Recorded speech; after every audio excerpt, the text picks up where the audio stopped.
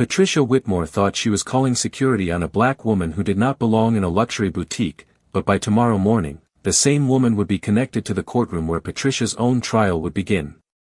The mall was bright, polished, and crowded enough for humiliation to spread fast. Shoppers moved past glass storefronts with paper bags swinging from their wrists, holiday music playing softly above them, and perfume drifting through the air from the designer counters.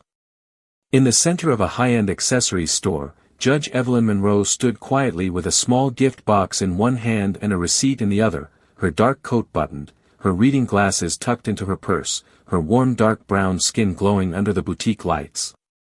She looked like a woman who had finished a long day and wanted nothing more than to pay for a birthday gift and go home. But Patricia saw something else. She saw a black woman holding an expensive bracelet, and in Patricia's mind, that was enough to create suspicion. Security, Patricia snapped into her phone, loud enough for half the store to turn. There is a woman in here acting suspicious. I want her checked before she walks out. Evelyn looked up slowly. She did not step back. She did not raise her voice. She did not rush to explain why she had the right to stand in that store. Her silence was not fear. It was control. Patricia, dressed in a cream designer coat with a gold purse hanging from one arm, pointed at Evelyn as if the boutique belonged to her. Do not just stand there, she said to the young sales clerk behind the counter. People like that come in, touch everything, and suddenly something goes missing. The clerk, Maya Brooks, froze with shock, because she had personally rung up Evelyn's purchase 3 minutes earlier. Evelyn placed the gift box gently on the counter beside the receipt. Ma'am, she said, her voice low and steady, I have already paid for this item. Patricia laughed, sharp and ugly. Of course you have a story. They always do. 2 mall security guards arrived at the glass entrance, one older supervisor with a radio clipped to his shoulder and one younger guard scanning the scene with uncertainty. Patricia immediately moved toward them like a prosecutor delivering a verdict.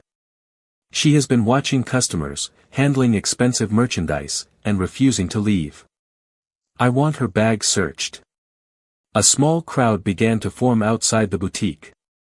Phones lifted. Whispers moved faster than facts. Evelyn glanced at the cameras in the ceiling, then at Maya, then at the security supervisor. Before anyone touches my property, she said, I am requesting that you review the store receipt and preserve the security footage. Patricia rolled her eyes. Listen to her. Now she thinks she is a lawyer. Evelyn did not answer. She simply held the receipt where everyone could see it. The supervisor hesitated, but Patricia pushed harder. If you let her walk out, I will make sure your mall office hears about it. I know people. I have a court date tomorrow, and I promise you, I know how this system works. Evelyn's eyes shifted, just slightly, at the mention of court. Patricia did not notice. She was too busy enjoying the attention, too certain that her voice would matter more than a black woman's calm. She stepped closer and said the sentence that made the whole store go still. Women like you need to learn there are consequences. Evelyn looked at her then, not angry, not afraid, just deeply still. Yes, she said. They do. Patricia smiled, thinking she had won. What she did not know was that the woman she wanted removed from a mall would be tied to the courtroom she feared the very next morning, and every camera above them had already started building the record Patricia would not be able to escape.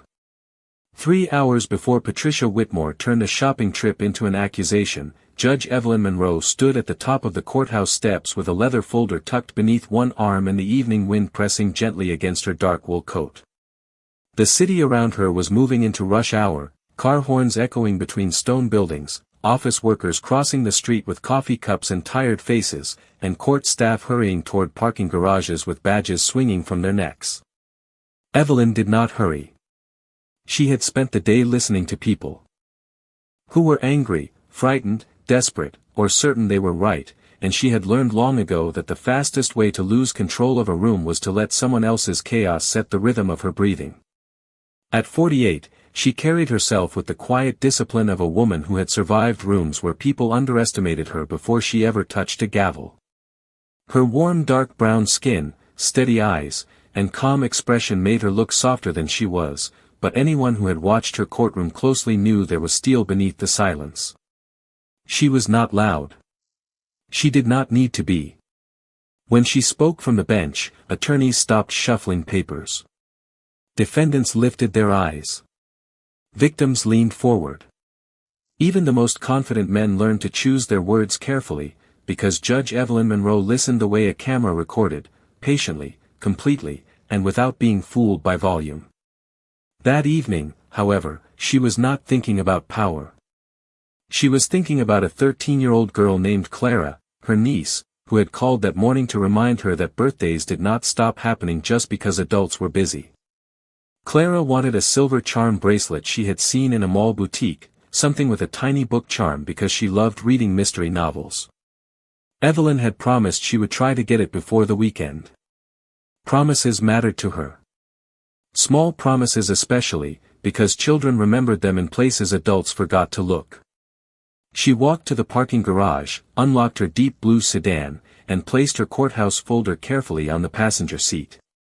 Inside the folder were notes for the next morning's preliminary docket, including a file marked State vs. Patricia Whitmore. Evelyn had not memorized the defendant's face. Judges were trained to avoid assumptions before a case began. She knew the summary only in the way her duty required: allegations involving a false complaint, harassment, and misuse of public authority during a public dispute. There would be lawyers, evidence, arguments, and procedure. There would be no room for personal feeling. Evelyn closed the folder before starting the car. She drove across town through late traffic, hands steady on the wheel, classical music low on the radio, the courthouse slowly disappearing behind her in the rearview mirror. By the time she reached the mall, the winter sky had gone dark and the parking lot lights glowed white over rows of cars. Evelyn parked near the main entrance, checked the time, and texted Clara's mother that she had arrived safely.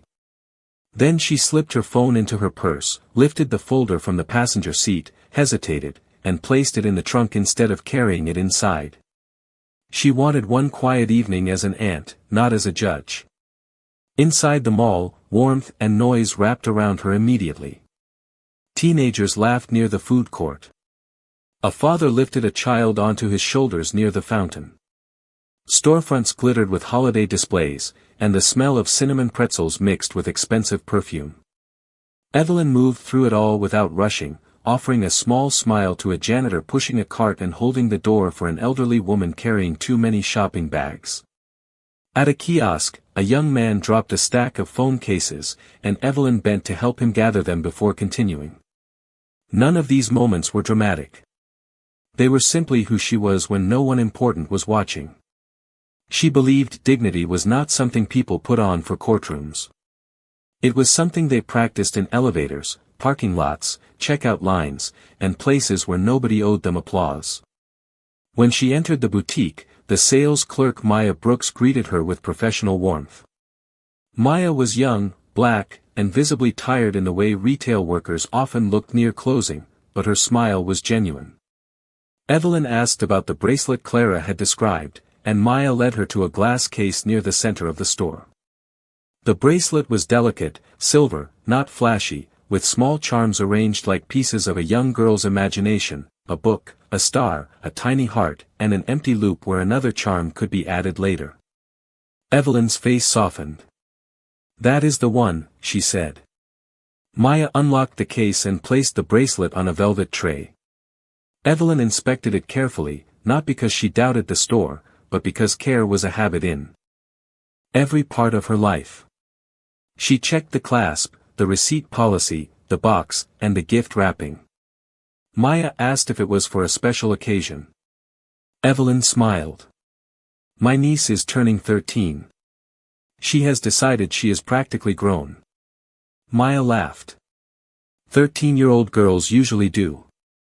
Evelyn paid with her card, signed the screen, and waited while Maya placed the bracelet in a small gift box wrapped with a silver ribbon.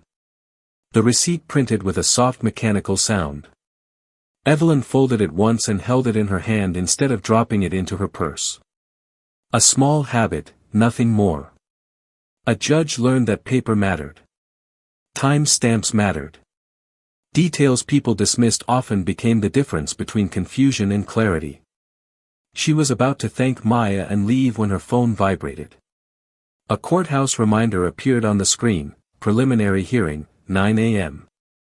Whitmore. Evelyn dismissed it without opening the file. Tomorrow belonged to tomorrow. Tonight belonged to Clara. She picked up the gift box and turned toward the exit aisle, but then she noticed a cream-colored designer coat in the mirror near the wall, and a woman watching her from beside a display of handbags. Evelyn had seen that look before, in courtrooms, restaurants, airports, hotel lobbies, and neighborhood meetings where people believed politeness belonged to them and suspicion belonged to everyone else. The woman's eyes moved from Evelyn's face to the gift box, then to Evelyn's purse, then back to the box. Evelyn did not react. Her calm was not innocence trying to prove itself. It was discipline refusing to bow to someone else's imagination. She simply gave Maya a courteous nod and said, "Thank you for your help." Maya smiled. "You are very welcome." Evelyn took one step toward the glass doors.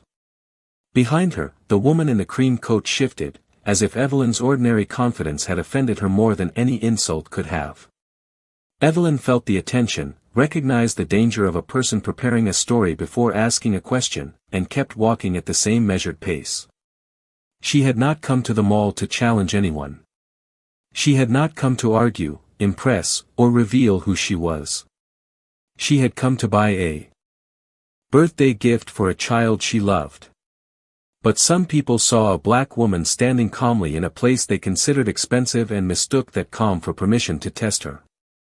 Evelyn reached the edge of the boutique entrance with the receipt still in her hand and the silver gift box resting against her palm. She could have left in another 5 seconds. She could have reached her car, driven home, wrapped the bracelet, and started tomorrow with a clean mind.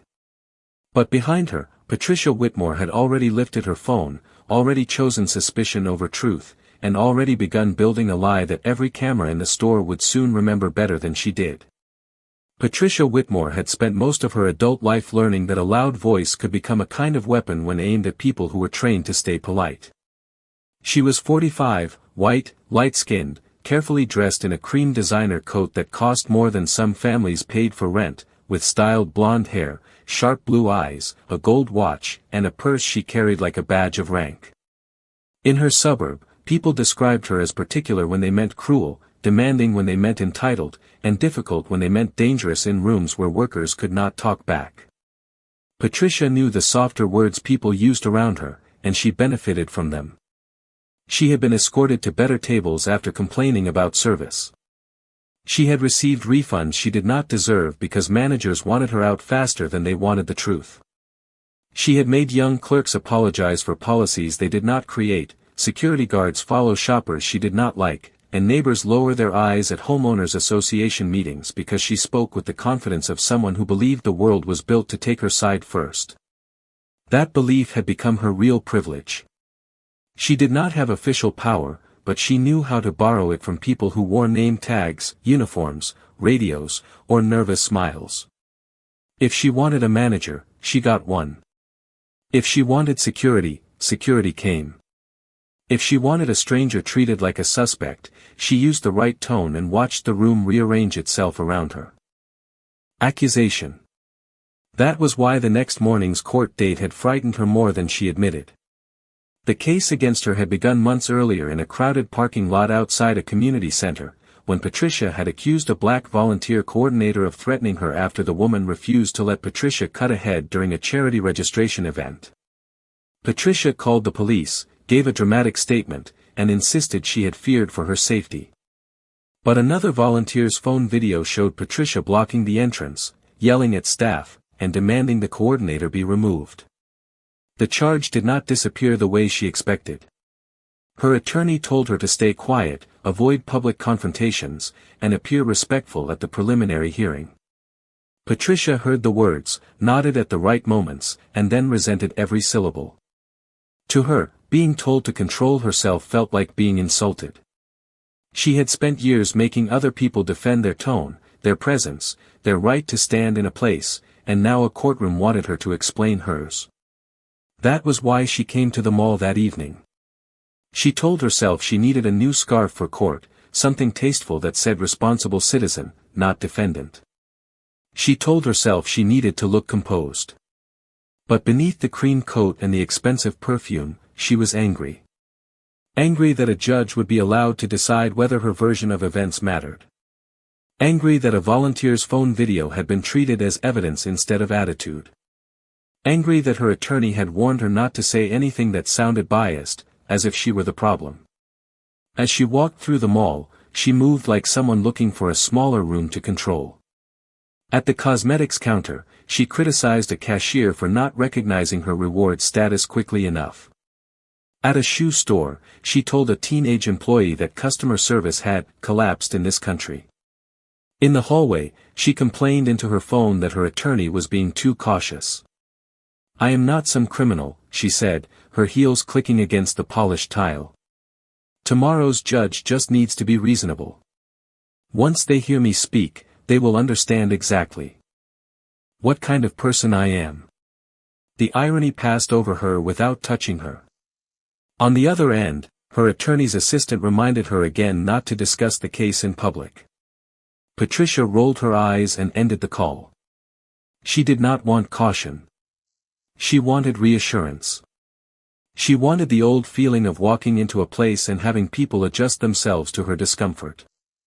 The boutique near the center court was one of the stores where she usually got that feeling. The staff knew her by face, if not by affection. She had returned items after wearing them once, demanded gift wrapping for clearance purchases, and once accused a sales associate of hiding new inventory from serious customers. The management kept her on the preferred client list anyway because she spent money, and in retail, money could make bad behavior look like value. Patricia entered the store expecting the air to change for her.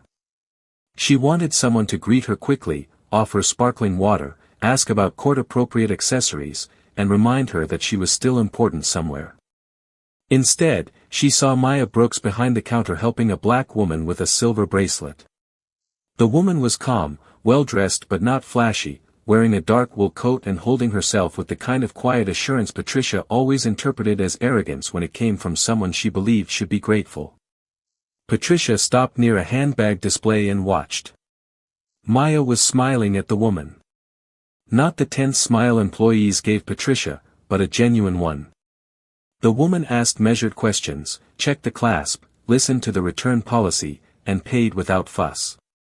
Patricia's eyes narrowed. She did not know Evelyn Monroe. She did not know she was watching a judge. She only saw a black woman being treated with care in a store where Patricia expected special attention, and something petty and familiar tightened in her chest. In Patricia's mind, the scene became an insult without anyone having insulted her. Why was Maya taking so long? Why was that woman holding the bracelet Patricia had noticed last week? Why did she look so comfortable? Why did she not glance around nervously the way Patricia thought she should? People like Patricia often called it instinct when what they really meant was prejudice wearing perfume. She began building a story before Evelyn ever turned toward the exit. Maybe the woman had been watching customers. Maybe she had been lingering too long near the glass case. Maybe she had slipped something into her purse before paying for a smaller item. Maybe Maya was too inexperienced to notice. The lie formed easily because Patricia had practiced this kind of thinking for years, and every time someone believed her before checking the facts, the habit grew stronger. She touched the gold chain of her purse, looked toward the mall corridor, and saw two security guards standing near the entrance to a neighboring store. That was all she needed. A uniform nearby. An audience forming. A black woman she could turn into a problem. Patricia stepped closer to Maya and lowered her voice just enough to sound serious, not loud enough yet to sound hysterical. "Are you watching her?" Maya looked confused. "Excuse me?" Patricia nodded toward Evelyn. "That woman. Has she been checked?" Maya's expression changed. She is a customer. She purchased an item. That is not what I asked. Maya kept her voice professional. She paid for the bracelet. I processed the sale myself. Patricia smiled thinly. Sweetheart, people pay for one thing all the time to distract from what else they are doing. Maya stiffened. There is no reason to suspect her of anything. Patricia heard that as defiance. It angered her because Maya was young, black, and wearing a store badge, which meant Patricia believed she should have been careful about disagreeing. I am trying to help your store avoid a loss, Patricia said. And if you are not trained enough to recognize suspicious behavior, I will call someone who is. Maya glanced toward Evelyn, who was thanking her and preparing to leave. Ma'am, please do not do that. Patricia's eyes sharpened. Do not tell me what to do. The words came out quiet, but they carried the full weight of every manager she had ever summoned, every apology she had forced from someone who needed a paycheck, every security guard she had convinced to act first and verify later. She lifted her phone, already certain that if she sounded confident enough, the room would become hers. In the reflection of the boutique mirror, Evelyn was walking calmly toward the glass doors, gift box in one hand, receipt in the other. Her calm offended Patricia more than running would have. Running would have fit the story. Calm challenged it. Patricia pressed the call button for mall security and let her voice sharpen into the tone she trusted most. I need security at the accessories boutique immediately, she said. There is a suspicious woman here, and I do not want her leaving until someone checks her bag. Maya whispered, she did nothing. Patricia covered the phone for half a second and looked at her coldly. Then she will have no problem proving it. That was Patricia's whole philosophy in one sentence: accuse first, force the other person to prove they deserved peace. She turned back toward Evelyn, who had paused near the entrance after hearing the word security. Patricia expected embarrassment. She expected panic. She expected the woman to shrink beneath the attention. Instead, Evelyn turned slowly, receipt still visible, eyes steady, posture unchanged. For the first time that evening, Patricia felt a small flash of irritation that bordered on unease. The woman did not look trapped. She looked like she was observing. Patricia mistook that, too, for attitude. She raised her chin, tightened her grip on the phone, and prepared to do what had worked for her so many times before. She would speak loudly. She would sound certain. She would let the uniformed people arrive. She would make the room choose between her accusation and a black woman's dignity. What Patricia did not understand was that her old trick depended on the record staying weak. This time, there was a receipt, a clerk, ceiling cameras, security radio, mall witnesses, and a woman who knew exactly how dangerous false statements became once someone chose to make them official. Evelyn Monroe stopped at the boutique entrance because Patricia Whitmore had said the word security loudly enough to turn a private suspicion into a public scene. The glass doors reflected everything.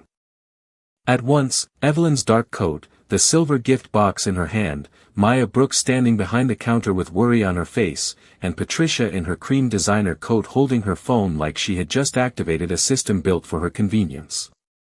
For a moment, the store was quiet except for the soft mall music overhead and the distant noise of shoppers passing through the corridor. Evelyn did not rush toward Patricia. She did not plead with Maya. She did not hide the receipt or shove it into her purse. She simply turned around, stood still, and kept the folded paper visible between two fingers. Is there a problem? She asked.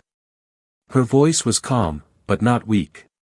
Patricia's eyes narrowed because the question had not sounded frightened enough. Yes, Patricia said, taking a step closer. There is a problem. You were acting suspicious around the display case, and I am not comfortable letting you walk out until security verifies what is in your bag. Evelyn glanced once toward Maya, not asking her to rescue the moment, only acknowledging that someone in the room knew the truth. I purchased the bracelet, Evelyn said. The receipt is here.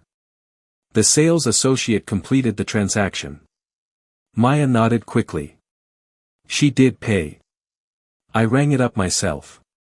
Patricia turned her head sharply. I am not speaking to you right now. Maya's lips parted, then closed. Patricia looked back at Evelyn with a faint smile, the kind that tried to make cruelty look like concern. You understand why stores have policies, right? Evelyn's expression did not change. I understand store policies when they are applied properly. That answer bothered Patricia more than an insult would have. It was too measured. Too clean. It did not give her a messy reaction to point at.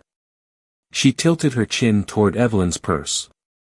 Then you should have no issue opening that. I do have an issue with being searched without cause. A few shoppers slowed outside the boutique. One teenage girl lifted her phone but kept it low. A man near the doorway pretended to examine a display of belts while watching the scene through the glass. Patricia saw the attention and adjusted her posture, shoulders back, voice sharpened. Public. Attention did not embarrass her. It fed her. "'Cause," she repeated. "You were standing near expensive merchandise for a very long time." Evelyn looked at the glass case where the bracelet had been displayed. "I was choosing a gift. People choose gifts without hovering. I asked questions about the clasp and the return policy." Patricia laughed. "Of course you did." Evelyn paused, letting the sound finish. "Ma'am, I do not know you. I have not touched your belongings, spoken to you, or interfered with your shopping. I have paid for my item, and I am leaving." She took one controlled step toward the door. Patricia moved into her path. Not close enough to touch, but close enough to block the exit with her body and her confidence. "You are not going anywhere until security gets here." Maya stepped from behind the counter. "Ms. Whitmore, please. She has her receipt." Patricia turned on her. "Do not make this about race." No one had said race. That was what made the sentence so loud. The people outside the boutique heard it. Evelyn heard it. Maya heard it. Even Patricia seemed to hear the echo of her own words and mistake the discomfort in the room for support. She pointed at Evelyn's coat pocket. "I saw her looking around. I saw her watching people. I saw her handling the bracelet like she was deciding whether she could get away with something." Evelyn's eyes remained steady. "That is not true." "Then prove it." "The receipt proves purchase." "The receipt proves one purchase." Patricia's smile widened. "Not what else might be in your bag." Evelyn let out a slow breath, not from panic, but from the old recognition of a familiar trap. If she opened the bag, Patricia would say fear made her comply. If she refused, Patricia would say refusal proved guilt. If she raised her voice, Patricia would call her aggressive. If she stayed quiet, Patricia would call her suspicious. The trap was not the purse. The trap was Patricia believing she had the right to decide what innocence should look like on a black woman. Evelyn looked toward the small black dome of the ceiling camera above the register, then toward another camera near the entrance. "I am requesting that the store preserve the security footage from the last 20 minutes, she said. Patricia's face tightened. "Listen to that. Preserve the footage. Who talks like that in a mall unless they are planning trouble?" Evelyn answered, "People who understand that facts matter." The sentence was not loud, but it landed. Maya looked down at the receipt in Evelyn's hand and then toward the register, where the transaction still sat in the system. Patricia saw Maya's eyes move and snapped, "Do not start protecting her." Maya stood taller, though her voice stayed careful. "I am protecting the store record. The transaction is valid." "You are protecting your attitude," Patricia said. "And I promise you, I will be speaking to your manager too." Evelyn turned slightly toward Maya. "You do not need to argue on my behalf." Maya looked ashamed that she could not do more. Evelyn gave her the smallest reassuring nod. That calm, that refusal to perform panic for Patricia, made the older woman's anger sharpen into something more personal. Patricia stepped closer again, lowering her voice enough to sound intimate but not enough to escape the phones now quietly rising beyond the glass. You people are always ready with a speech. Evelyn's eyes focused on Patricia then, fully. The store seemed to shrink around the silence. What people? Patricia blinked, then scoffed. People who come into places like this and act offended when someone notices something is wrong. Nothing is wrong, Evelyn said. A customer purchased a gift. Another customer made an accusation without evidence. Patricia's cheeks flushed.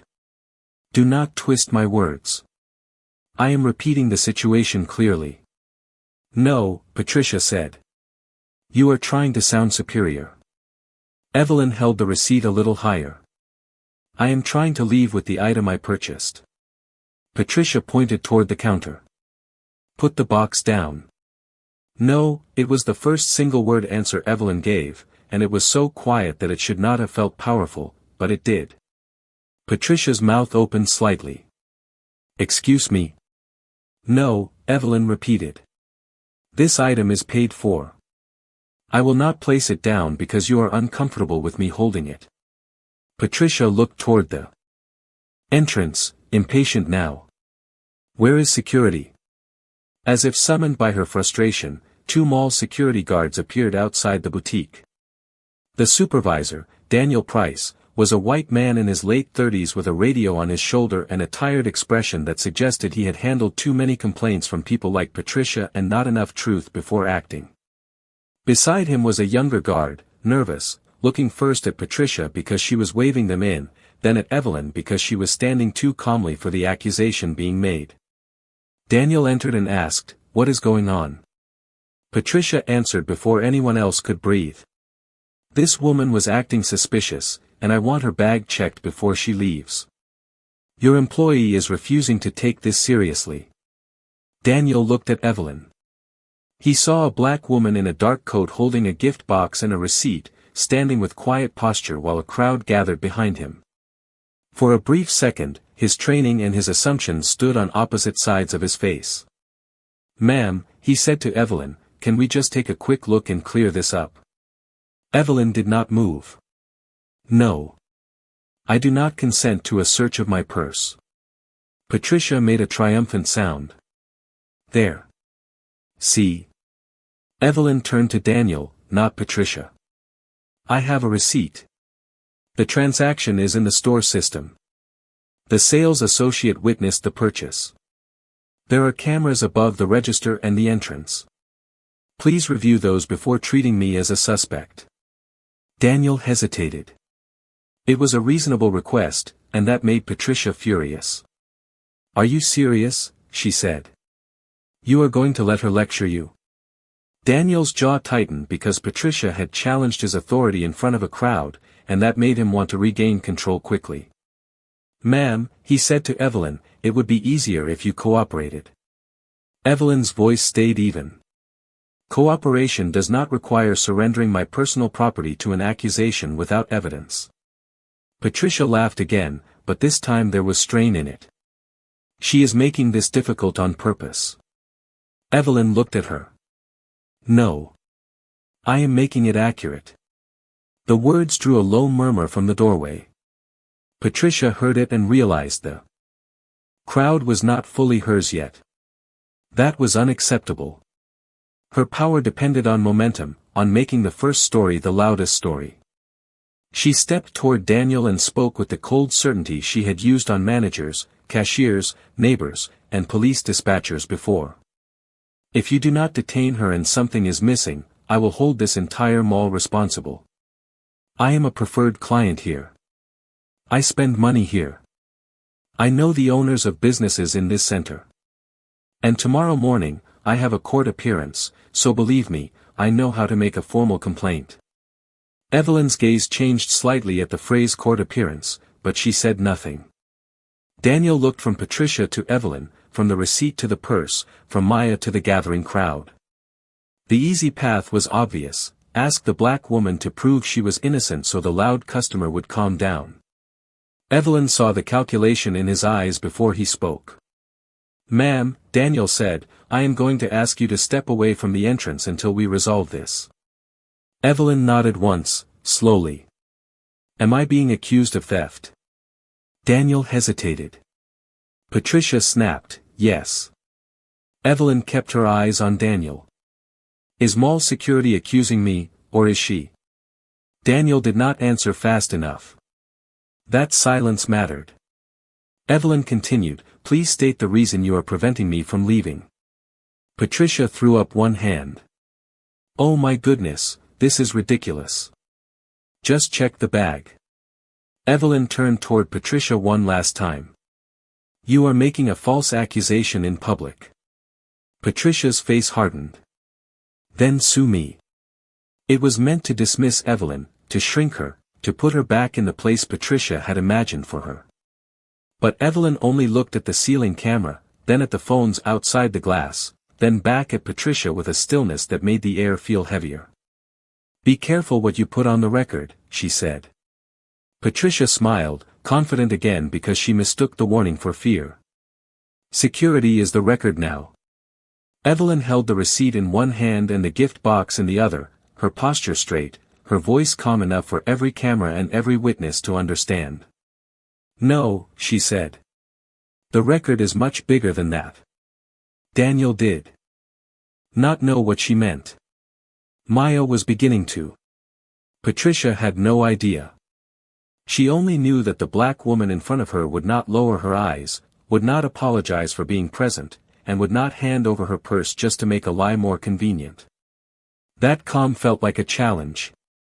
So Patricia made the choice that would carry the rest of the story forward.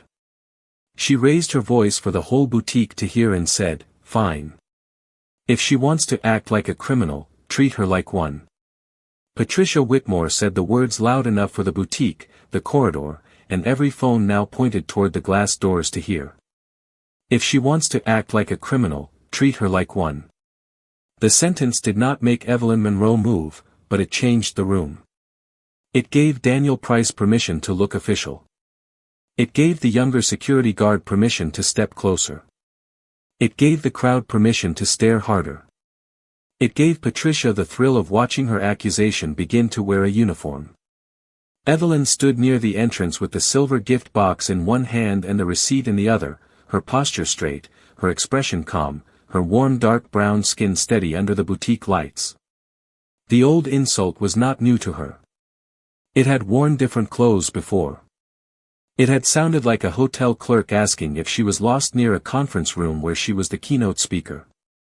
It had sounded like a restaurant hostess asking if she was waiting for delivery pickup when she had a reservation. It had sounded like attorneys speaking over her before realizing she was the judge. Tonight, it wore a cream designer coat and pointed a manicured finger at her purse.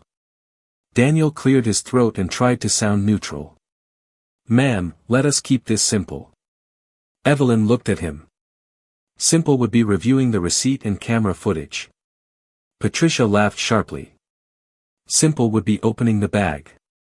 Evelyn's voice stayed level. No. I do not consent to a search of my purse. The younger guard shifted closer to the entrance, not blocking Evelyn with his hands, but placing his body where leaving would now look like pushing through security. Maya Brooks stepped from behind the counter, holding the store tablet. Daniel, I can pull up the transaction right now. She paid. I processed it. Patricia snapped her fingers toward Maya without looking at her. Nobody asked you to cover for her. Maya stiffened. Evelyn's eyes moved to the young clerk with quiet warning, not to silence her, but to protect her from becoming Patricia's next target. Ms. Brooks, Evelyn said gently, please preserve the transaction record. Patricia's head turned. Ms. Brooks? Now you know her name. Interesting. Evelyn answered, it is on her name tag. A few people outside the store murmured. Patricia heard the murmur and raised her voice to reclaim the room. Do you all hear this? This is exactly how it starts. They use polite words, they act calm, and then suddenly everyone is afraid to do their job. Evelyn looked at Daniel again. Am I being detained by mall security? Daniel hesitated, because the correct answer had consequences. Patricia stepped in before he could find one. Yes, you are being stopped because I saw suspicious behavior. Evelyn did not look at her. I am asking him. Daniel adjusted the radio on his shoulder. We are asking you to remain here while we investigate a complaint. What is the specific complaint? Possible shoplifting. Maya spoke quickly. There is no shoplifting. She paid for the bracelet. Patricia turned toward the crowd and lifted both hands. She paid for one thing. That does not mean she did not take something else. The accusation spread through the doorway like spilled ink. Evelyn could feel the crowd deciding what to do with it. Some faces showed embarrassment. Some showed curiosity. Some showed the old hunger people get when they think they are watching someone else's dignity get stripped in public. A teenage boy near the corridor lifted his phone higher. A woman with shopping bags whispered, "What did she take?" Evelyn heard it and felt the sting, but she did not let it change her breathing. Patricia saw the whispers and smiled. See? People are concerned. Evelyn said, people are reacting to your accusation, not to evidence. Evidence? Patricia scoffed. You want evidence? You were lingering by the case. You were watching other customers. You kept your purse close to your body. Evelyn looked down at her purse, then back at Patricia. That is how purses are carried. A small laugh escaped someone in the crowd. Patricia's face tightened. This is not funny. Stores lose thousands of dollars because employees are too scared to confront people who know exactly how to play the victim. Maya's cheeks flushed. Ma'am, she is not playing anything. Patricia wheeled on her. If you say one more word to me in that tone, I will make sure your manager reviews your attitude along with the missing inventory. Evelyn's expression changed for the first time, not into anger, but into sharper focus. Do not threaten her job because she is telling the truth. Patricia's eyes lit up. There it is. Now you are admitting you two are together. Maya stared at her. We are not together. I work here. And yet you are protecting her. Daniel raised a hand. Everyone calm down. Evelyn turned to him. Then calm the situation by checking the receipt.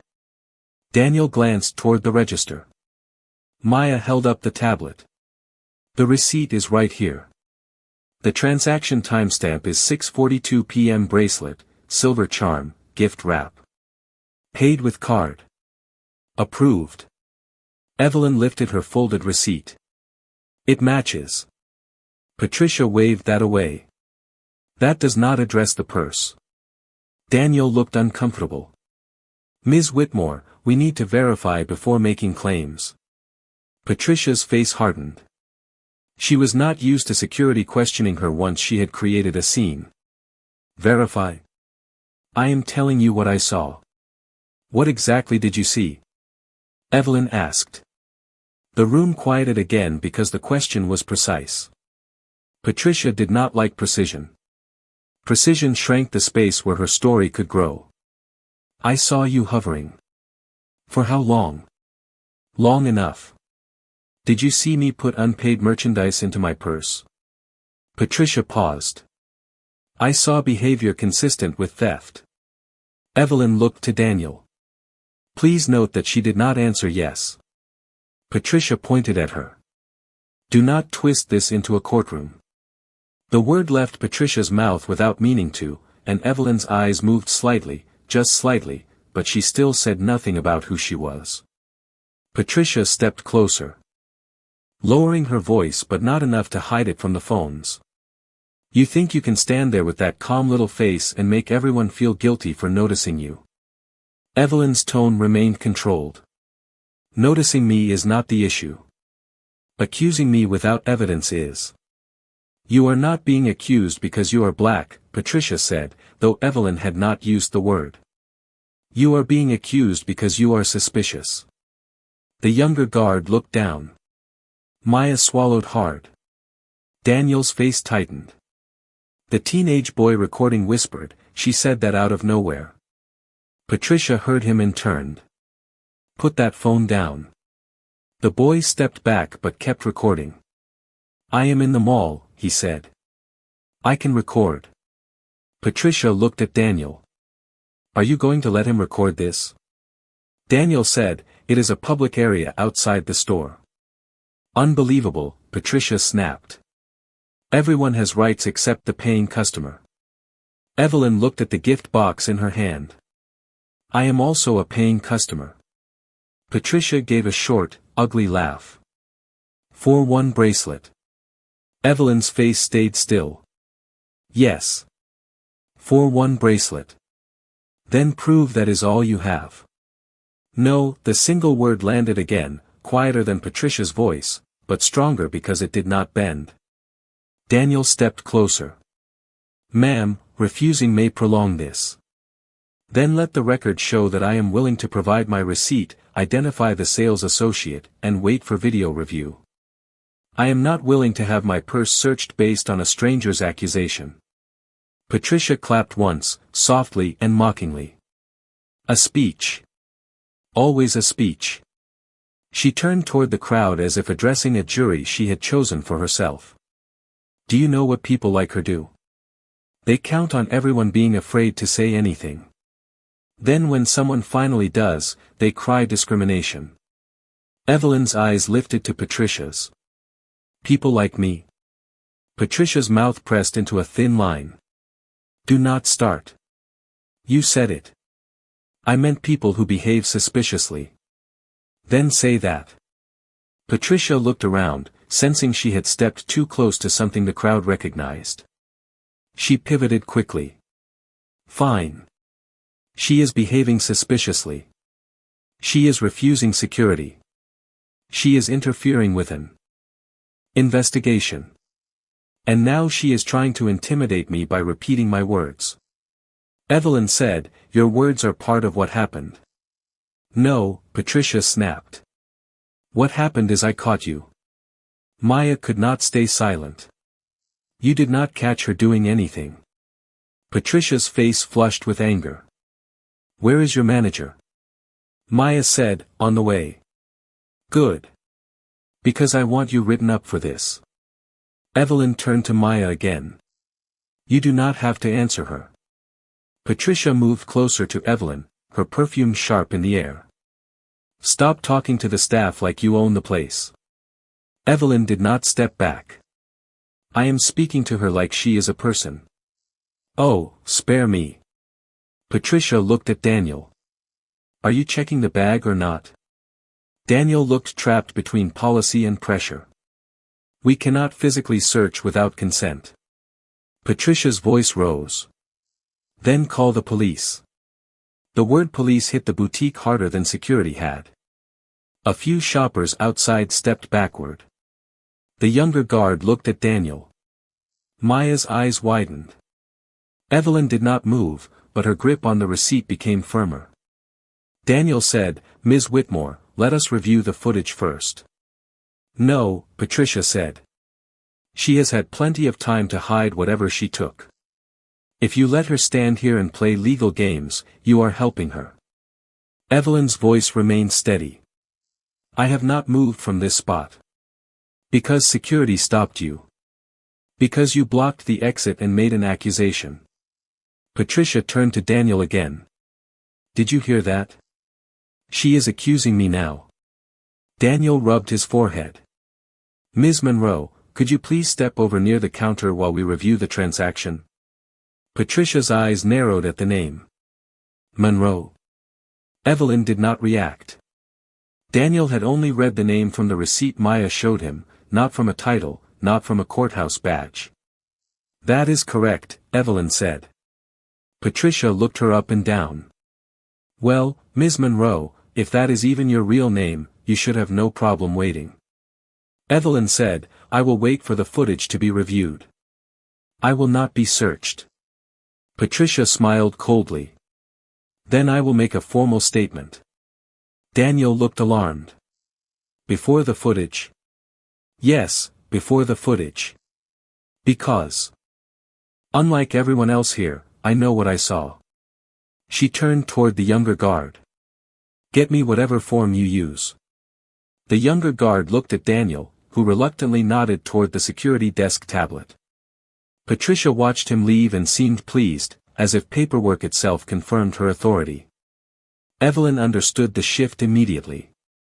Patricia was no longer only embarrassing her. She was trying to turn embarrassment into an official record. That was where false accusation became something heavier. Evelyn looked at Daniel. If she makes a written statement, I am requesting a copy of the complaint number and preservation of all related video, radio communication, and witness names. Patricia rolled her eyes. There she goes again. Evelyn continued, I am also requesting that the statement include the exact allegation, not a vague claim of suspicious behavior. Daniel stared at her for a moment. You know a lot about documentation. Evelyn answered, enough. Patricia smiled. Or enough to know how to avoid consequences. Evelyn looked at her. Consequences usually begin when people put false words on paper. Patricia stepped close enough that Daniel moved slightly between them. Are you threatening me? No, Evelyn said. I am warning you. About what? About making a statement you know you cannot support. Patricia's laugh was brittle. I am not afraid of you. Evelyn's voice stayed almost gentle. That is not required. The younger guard returned with a tablet and incident form opened on the screen. Patricia took it with satisfaction. Her fingers moved quickly as she began typing. She described Evelyn as suspicious. Then as aggressive. Then as refusing to comply. Then, after a pause, she added that Evelyn had followed her near the display and may have concealed merchandise. Maya saw the words and gasped. That is not true. Patricia did not look up. You can tell your manager your version when you are explaining why you ignored a theft concern. Evelyn spoke clearly for every phone, camera, and witness. Ms. Whitmore, I am asking you one final time to correct that statement before you submit it. I did not follow you. I did not conceal merchandise. I did not steal anything. You have the ability to review the cameras before making this official. Patricia looked up from the tablet, eyes bright with the pleasure of having created a moment she believed she controlled. You do not get to tell me what I saw. No, Evelyn said. But the cameras do. Patricia's smile faded for a fraction of a second, then returned harder. Cameras do not show intent. They show actions. And your actions were suspicious. Then write exactly what action you saw. Patricia looked down at the tablet again and typed faster. Outside the boutique, more phones had risen. A mall patron whispered that the woman with the gift box had a receipt. Another said security should just check the footage. A third said maybe Patricia knew something they did not. That was the damage of public accusation. Even when the truth stood visible, suspicion left fingerprints. Evelyn felt those fingerprints trying to press onto her name, her body, her evening, her right to exist without explanation. She thought of Clara waiting for a birthday gift. She thought of the courthouse folder locked in her trunk. She thought of tomorrow morning's docket and the file marked Whitmore. She still did not know Patricia's first name. She still did not know this was the same woman. But she understood the shape of the behavior. Patricia was not looking for safety. She was looking for dominance. Daniel stepped toward Maya. Can you pull the camera from the register? Maya nodded. Yes. Patricia snapped, do not let them edit it. Maya's eyes flashed. We do not edit security footage for customers. With your attitude, I would not be surprised. Evelyn said, enough. The word was quiet, but it carried. Patricia turned to her. Excuse me. Evelyn's gaze was steady. You have accused me. You have threatened the clerk. You have demanded an unlawful search. You have asked for police without reviewing available evidence. You are now preparing a written statement. Say what you mean clearly and be prepared to stand by it. Patricia stared at her, and for one moment the boutique seemed to hold its breath. Evelyn had not raised her voice. She had not revealed her title. She had not insulted Patricia. But she had stripped the performance down to responsibility, and Patricia hated responsibility when it pointed back at her. She pressed submit on the tablet. The younger guard glanced at the screen. Daniel's mouth tightened. Ms. Whitmore, you signed this as a theft complaint. Patricia lifted her chin. Yes. Maya whispered, but there was no theft. Patricia turned toward Evelyn and delivered the line that would follow her far beyond them all. People like her only understand consequences when someone finally has the courage to make them face them. The crowd went silent. The teenage boy's phone kept recording. The ceiling cameras kept recording. The register held the receipt. The tablet held Patricia's signature. Daniel's radio log held the call. Maya stood beside the counter with tears of anger in her eyes, still holding the proof Evelyn had paid. Evelyn looked at Patricia, then at the signed statement, then at the cameras above them. She did not smile. She did not threaten. She only said, now it is on the record. Patricia mistook the calm for defeat. Good, she said. That is exactly where I want it. But the moment her name attached itself to the lie, the story changed. The humiliation was no longer only something Patricia had shouted in a boutique. It had become a document, a timestamp, a video file, a witness list, a contradiction waiting to be opened. Patricia believed she had finally forced Evelyn into the place she wanted her, surrounded, suspected, and made to answer. What she had really done was step willingly into the one place Evelyn understood better than anyone in that mall. The record. Evelyn Monroe did not become calm in that boutique because she believed Patricia Whitmore would suddenly become fair. She became calm because she had spent more than 20 years learning what happened when people with loud voices met people with quiet power. The crowd saw a black woman standing near the glass entrance with a gift box, a receipt, and a purse Patricia wanted searched. They did not see the years behind her stillness. They did not see the law school library where Evelyn once stayed until midnight because a professor had told her she was well-spoken, in a tone that sounded like surprise. They did not see her first year as a public defender, when she learned that one careless sentence in a report could change the direction of a person's life. They did not see the long climb from crowded municipal hearings to appellate arguments, from being interrupted by men who later quoted her reasoning to becoming the judge whose courtroom attorneys prepared for with extra care. They only saw a woman who refused to be rushed into panic, and because Patricia could not understand dignity without permission, she called it attitude. Evelyn stood beside the counter while Daniel Price reviewed Patricia's signed statement on the security tablet. The younger guard hovered near the entrance, glancing at the crowd. Maya Brooks stood by the register with the printed transaction pulled up, her hands tight around the tablet as if holding the truth physically might keep it safe. Patricia kept watching Evelyn's face, waiting for the crack. She wanted tears, anger, trembling hands, a raised voice, anything she could point to and say, see, this is what I meant. But Evelyn gave her nothing that could be shaped into guilt. Her breathing stayed even. Her shoulders stayed relaxed. Her eyes moved carefully across the room, not with fear, but with observation. Camera above register. Camera above entrance. Security radio active. Incident form signed. Receipt timestamp visible. Witnesses recording from the corridor. Clerk willing to testify. Accuser using broad claims instead of facts.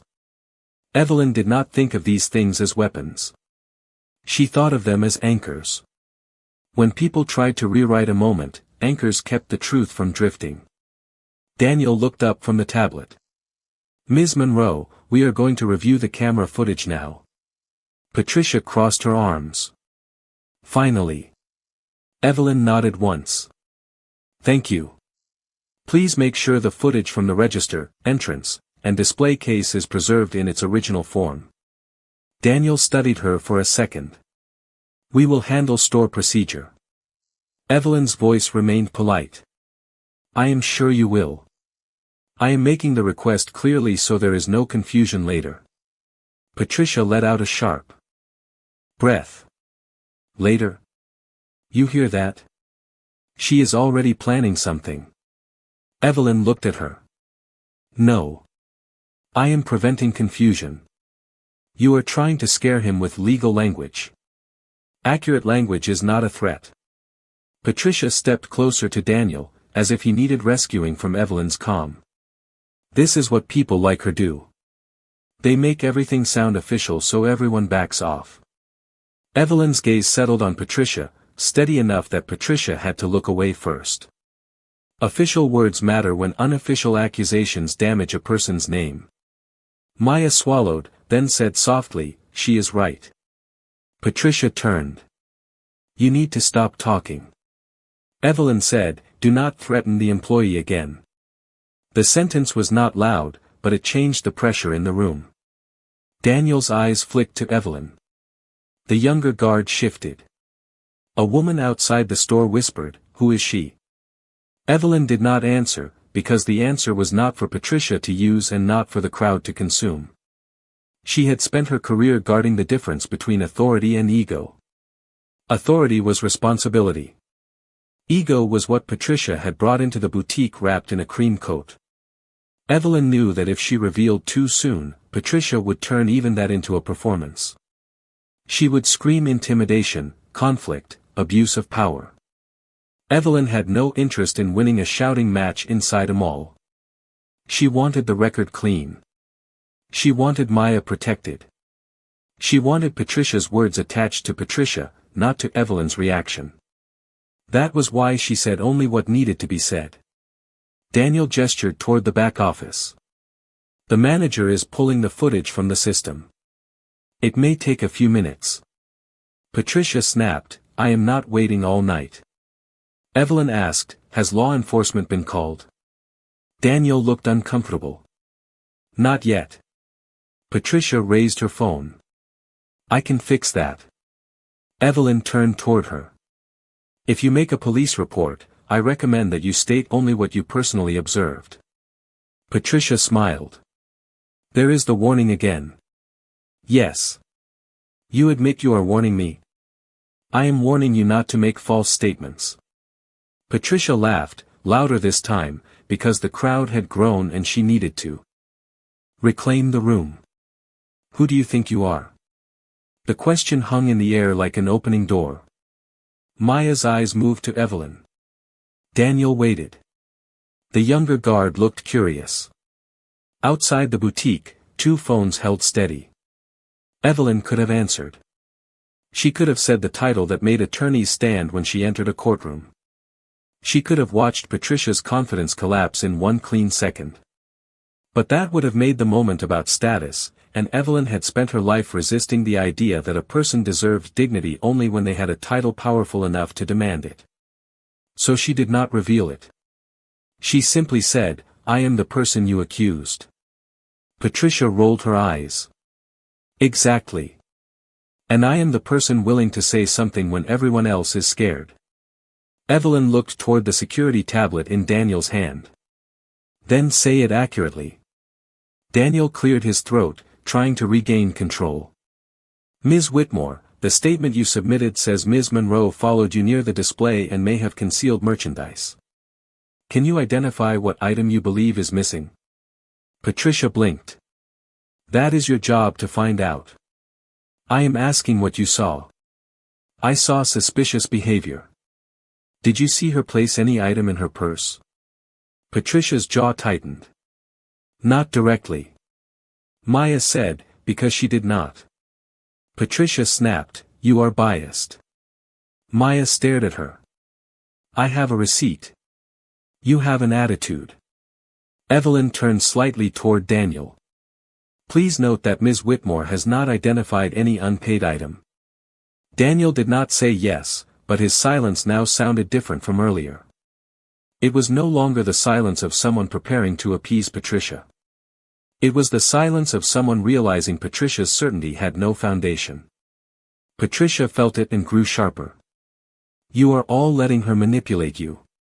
Evelyn's voice stayed quiet. No one is being manipulated by a receipt.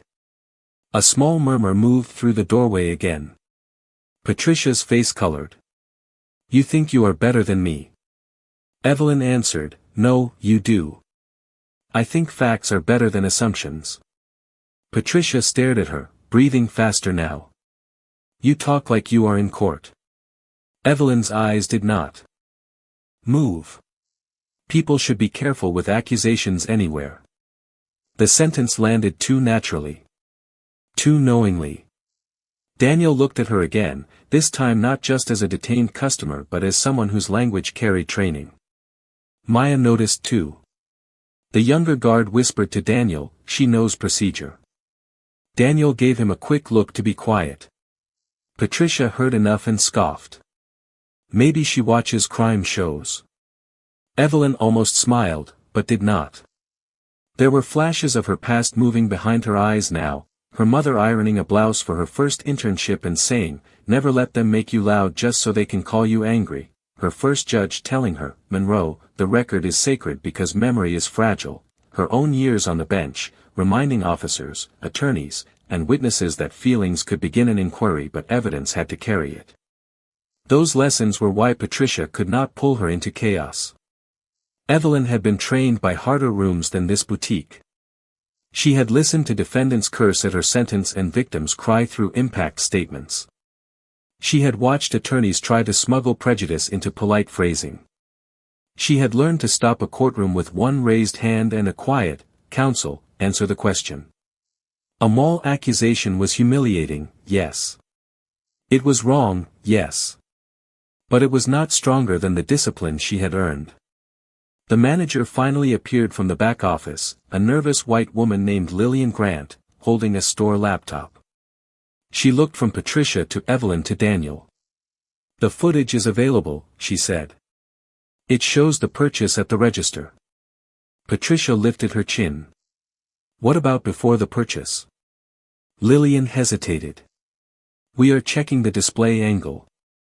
Evelyn said, please also preserve the entrance angle.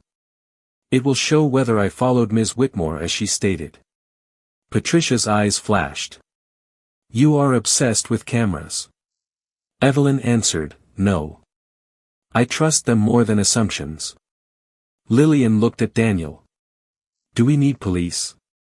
Daniel glanced at Patricia's signed statement, then at Evelyn's receipt, then at the crowd.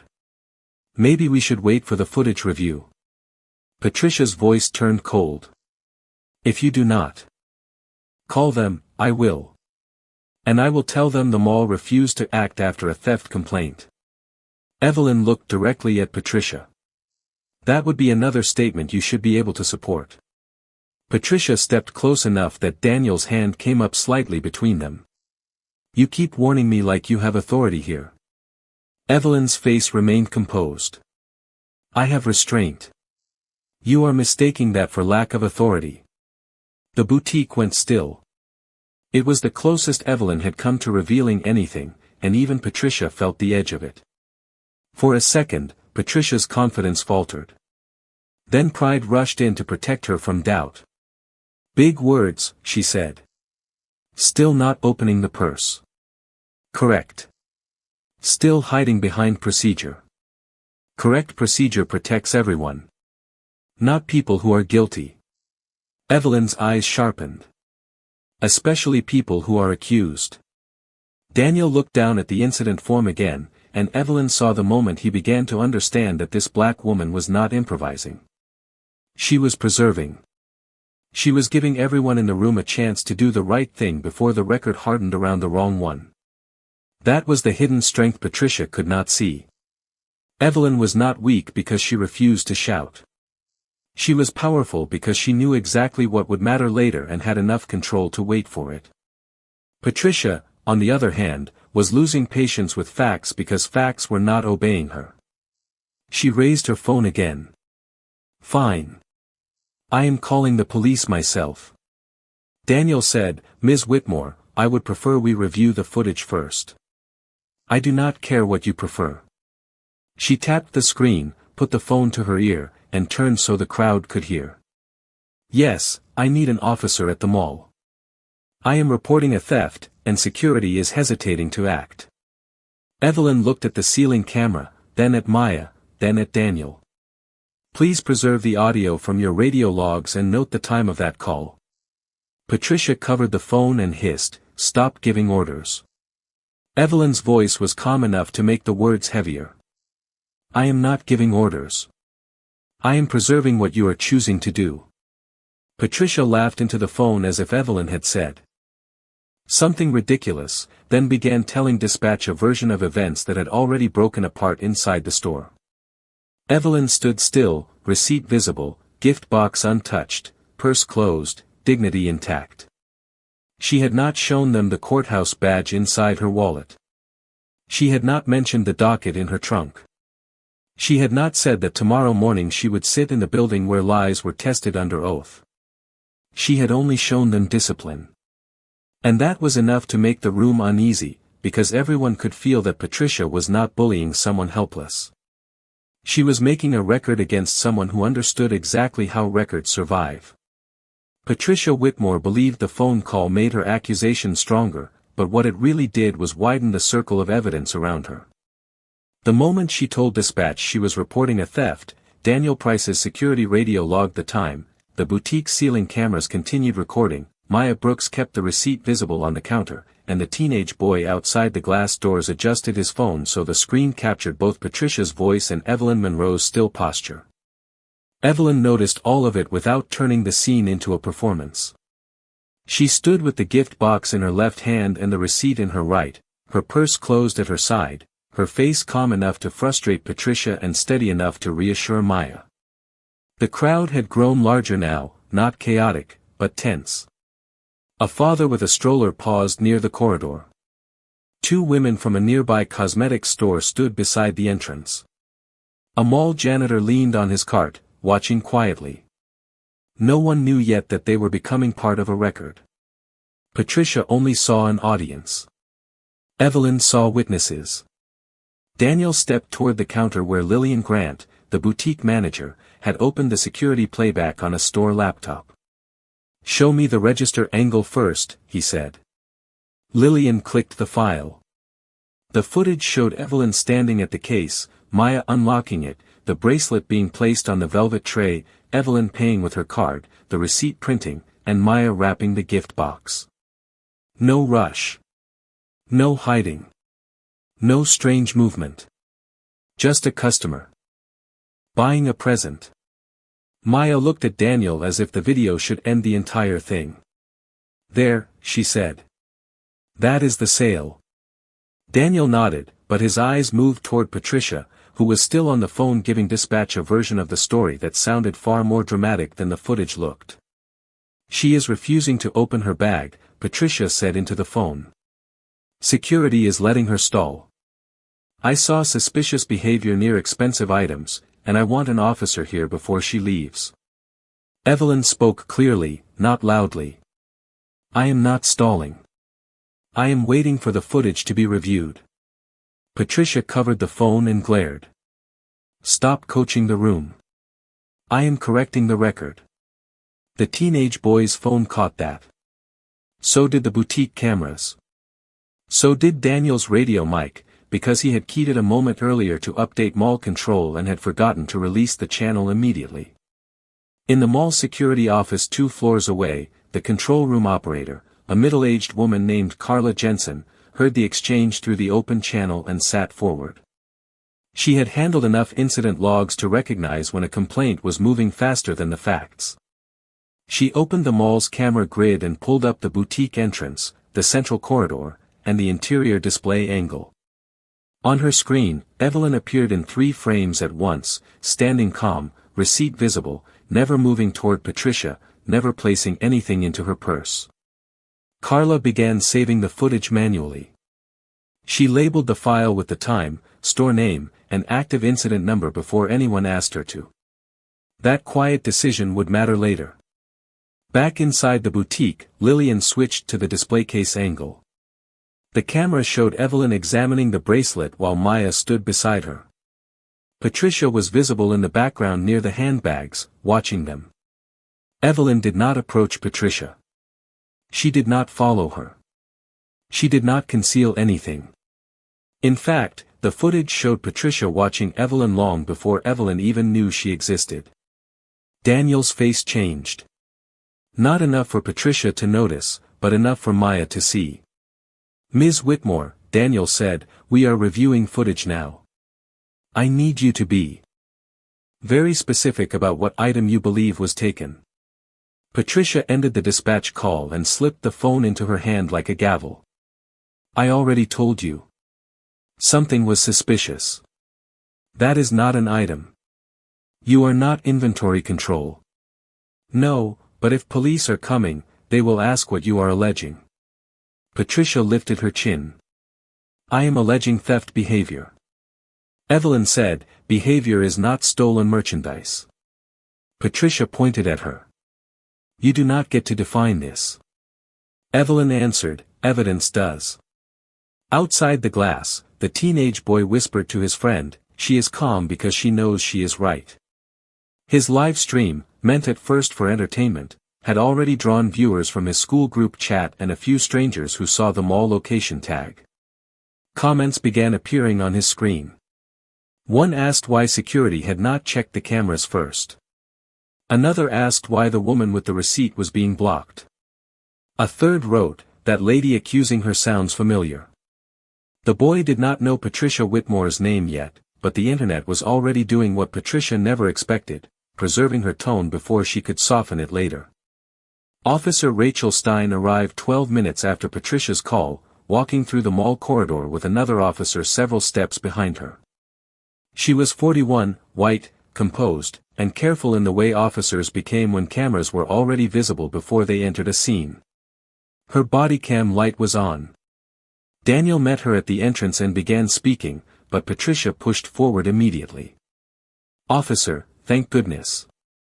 I am the complainant. I watched this woman acting suspiciously, and security is refusing to search her bag." Officer Stein held up one hand. "One person at a time." Patricia blinked, and used to not being received as the main voice. Stein looked at Daniel. "Is there alleged stolen merchandise identified?" Daniel hesitated. "No specific item has been identified yet." Patricia snapped, "Because no one has checked her bag."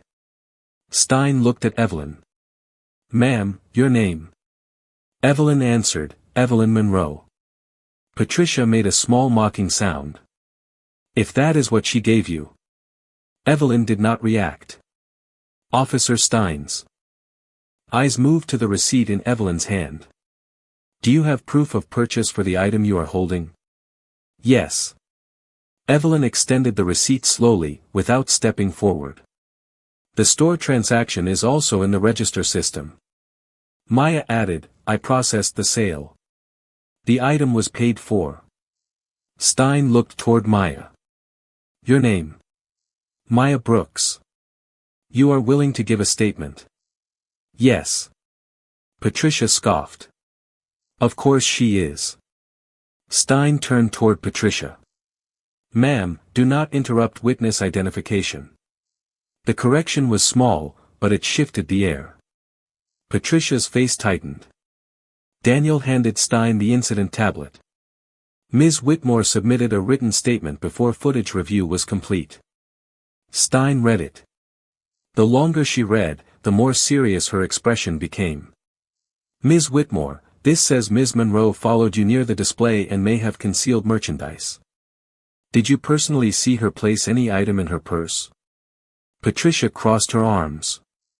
"I saw enough to be concerned. That is not my question. I saw behavior. Did you personally see concealment?" Patricia paused. The cameras were watching. The live stream was watching. The body cam was watching. The receipt was waiting. The CCTV had already contradicted her. But pride still pushed her forward. "Not with my own eyes, no, but I know what I saw." Evelyn's voice stayed low. Those are not the same thing. Stein looked at Evelyn, then at Patricia. Ms. Whitmore, knowingly making a false report can have consequences. Patricia let out a cold laugh. Everyone keeps warning me about consequences tonight. Maybe warn her. Evelyn did not answer. She only looked at the body cam light on Stein's uniform and then at the security cameras overhead. Officer Stein noticed the glance. You want the footage preserved? Evelyn said, yes.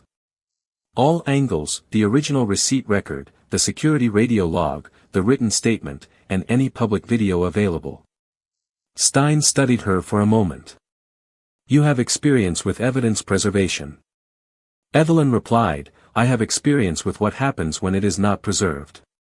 It was not a reveal, but it was enough to make Stein's attention sharpen. Near the mall corridor. An older man in a gray suit stopped walking when he heard Evelyn's voice. Marcus Hale, a courthouse attorney who had appeared before Judge Monroe several times, had come to the mall to pick up a repaired watch. He looked through the boutique glass and recognized her immediately. His mouth opened slightly, then closed. Evelyn saw him at the edge of her vision and gave the smallest shake of her head. Not here. Not yet. Marcus understood. He did not enter. Instead, he stood outside with his hands visible, took in the scene, and quietly began recording the general area from a respectful distance. He also sent a brief text to his legal assistant, at Riverside Mall. Judge Monroe involved in public accusation. Preserve any public live stream if found. Do not post. Do not interfere. Inside the store, Lillian called mall corporate security and asked for a preservation hold on the footage. Carla in the control room confirmed she had already saved the camera angles. Daniel added the incident number. Stein requested that the officer's body cam files be tagged for a citizen complaint review, not because Evelyn had filed one yet, but because the allegation had become public, formal, and disputed. Each step made the payoff more grounded. Each record made Patricia's lie less flexible. Patricia did not understand that. She thought more paperwork meant more pressure on Evelyn. Good, she said, pointing at the tablet. Tag everything. I want it known that I tried to protect this store. Maya whispered, you tried to accuse a customer who paid. Patricia turned on her. And you tried to protect someone you do not even know. Evelyn spoke before Maya could answer. She protected the transaction record. Patricia smiled with sharp contempt. You are very loyal to receipts. Evelyn looked at the folded paper in her hand. Receipts do not get intimidated. The line moved through the crowd in a murmur. Even Daniel's mouth twitched before he controlled it. Patricia felt herself losing the center of the room and reached for the old tactic again, escalation. Officer, I want her trespassed from the mall until this is resolved. Daniel looked surprised. Ms. Whitmore, she has not violated mall policy. She refused security. Evelyn said, I refused an unsupported search. Stein added, refusal to consent to a search is not grounds by itself for trespass. Patricia's eyes flashed. So she can just stand there and make fools of everyone? Evelyn's answer was quiet. No one here needed my help for that.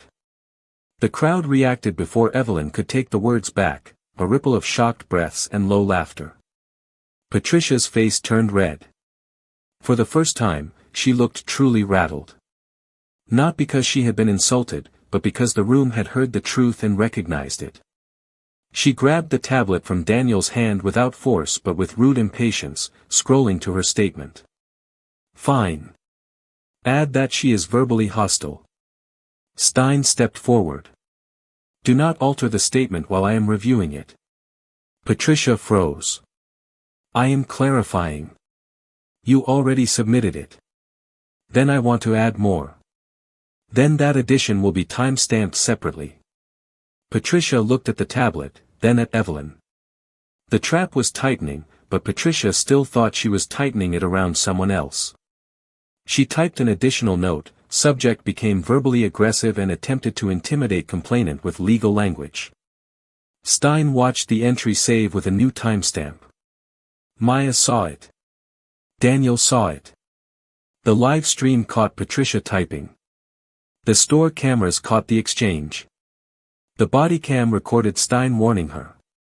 Evelyn looked at Patricia, and there was no triumph in her face, only a deep sadness for the kind of person who kept choosing the lie after being shown every exit. Officer Stein handed the receipt back to Evelyn. Ms. Monroe, thank you. Please remain available while I complete the preliminary review. Of course. You are not under arrest. At this time, you are not being searched. Patricia snapped, then why did I call you? Stein looked at her. That is becoming an important question. The room went quiet again. In the control office, Carla saved another clip. Outside the boutique, Marcus Hale lowered his phone and glanced toward Evelyn with concern and recognition. Maya placed the matching receipt copy in an envelope and wrote the incident number on it. Daniel requested the CCTV export. The teenage live stream continued. Officer Stein's body cam light remained steady. Patricia had wanted an official record because she believed official things obeyed people like her. What she did not realize was that every official step now pointed in the same direction, away from her accusation and toward the black woman who had done nothing but buy a gift, keep her receipt, and let the truth gather patiently around her. Patricia Whitmore had already been given every chance to stop before the lie became something she could not take back. The receipt was visible. The register confirmed the sale. Maya Brooks had identified the transaction. Daniel Price had watched the first camera angle.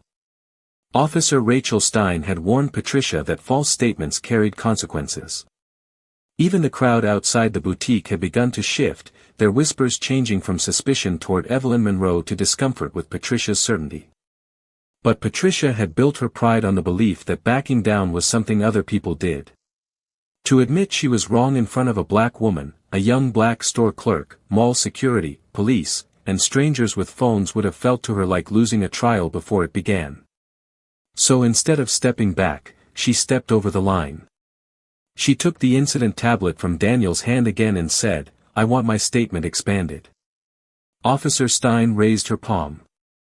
"Ms. Whitmore, do not alter the submitted statement while I am documenting the scene." Patricia looked at her with disbelief. "I am the complainant." "You are a complainant. That does not mean you control the record." Evelyn stood near the counter, still holding the gift box and receipt, watching Patricia's face harden at the word control. That was what the entire night had been about. Not a bracelet. Not store policy. Not safety. Control. Patricia wanted the room to bend because she had spoken first. She wanted the clerk silent, security obedient, police responsive, and Evelyn reduced to a suspect whose dignity depended on permission. When the room refused to bend fast enough, she reached for something worse. "Fine," Patricia said, her voice cold now. "Then I want it documented that she threatened me." The boutique went still. Maya's mouth opened. Daniel looked up sharply. Officer Stein's expression changed from procedural caution to warning. Evelyn did not move, but her eyes focused on Patricia with a depth that made the air feel heavier. "That is false," Evelyn said. Patricia turned toward the officer. "She threatened me with consequences. She kept warning me about records and false statements. She is clearly trying to intimidate me." Stein said, "I heard her caution you about making unsupported claims. That is not the same as a threat. It felt like a threat to me. Feelings and facts are not the same." Patricia laughed, but the laugh shook at the edges. "So now everyone is taking her side." Evelyn spoke quietly. "No one is taking my side. They are checking evidence." Patricia snapped her head toward Evelyn. "Stop pretending you are some innocent grandmother buying a little gift. You know exactly what you are doing." Evelyn's voice remained even. "I am waiting for the footage." "No. You are performing. Patricia turned toward the crowd, toward the phones, toward the faces that were no longer giving her the certainty she wanted. You all saw how she talked to me. You saw how she refused security. You saw how she tried to make me look like the problem. A woman outside the glass said softly, "You are the one who accused her." Patricia pointed toward the woman. "You do not know what I saw." The teenage boy with the live stream said, "The camera does." Patricia's face flashed with anger. "Put that phone away." Officer Stein said, "He is standing in a public area. Do not approach him." Patricia looked back at Stein, stunned that even the police officer would not transform her irritation into authority. That was when she made the choice that ended any chance of calling the night a misunderstanding. She lifted her chin, looked directly at Evelyn, and said, "People like her only understand consequences when someone finally forces them to face them." The sentence moved through the room like a door slamming. Maya's eyes filled with angry tears. Daniel looked down at the incident tablet as if it had suddenly become too heavy to hold. The young security guard stopped shifting and stood completely still. Officer Stein's body cam light remained steady, recording every word. Evelyn felt the insult land, but she did not let it pull her into the shape Patricia needed. "People like me?" she asked. Patricia did not retreat. "Yes. People who walk into places like this and think rules should be rewritten because they know how to act offended." Evelyn held Patricia's gaze. "You are making a public statement based on race and assumption. Do not put words in my mouth. Then choose your words carefully." Patricia's voice rose. "I am choosing them. I want her removed from this mall. I want a trespass order. I want her bag searched. I want this store reviewed for allowing employees to protect suspicious customers. And I want it all documented before she disappears." Stein took one step forward. "Ms. Whitmore, you need to stop and listen carefully." Patricia swung toward her. "No, you need to do your job." The officer's tone cooled. "I am doing my job. You are making allegations that are being contradicted by initial evidence." "Initial evidence? You have not even checked her bag. Because there is no lawful basis for searching a purse based only on your unsupported claim." Patricia looked at Daniel. "Are you hearing this? Your mall is letting her leave with whatever she has." Daniel answered, quieter than before but firmer. "Ms. Whitmore, the footage so far shows Ms. Monroe purchased the bracelet and did not interact with you before you made the complaint." Patricia stared at him as if betrayal had entered the room wearing a security badge. "You work for this mall?" "Yes. And I shop here. That does not change the footage." Evelyn watched that sentence land on Patricia with more force than any insult could have. Patricia's world depended on people treating her status as evidence. Daniel had just chosen evidence instead. Patricia's hand tightened around her phone. "Then I will call corporate. I will call the store owner. I will make sure everyone here understands what happens when they ignore a theft complaint from a paying customer." Maya finally spoke, her voice shaking but clear. "You are not being ignored. You are being proven wrong." Patricia turned on her with a fury that had been waiting for a weaker target. "You should be fired. For telling the truth. For your attitude. For your bias.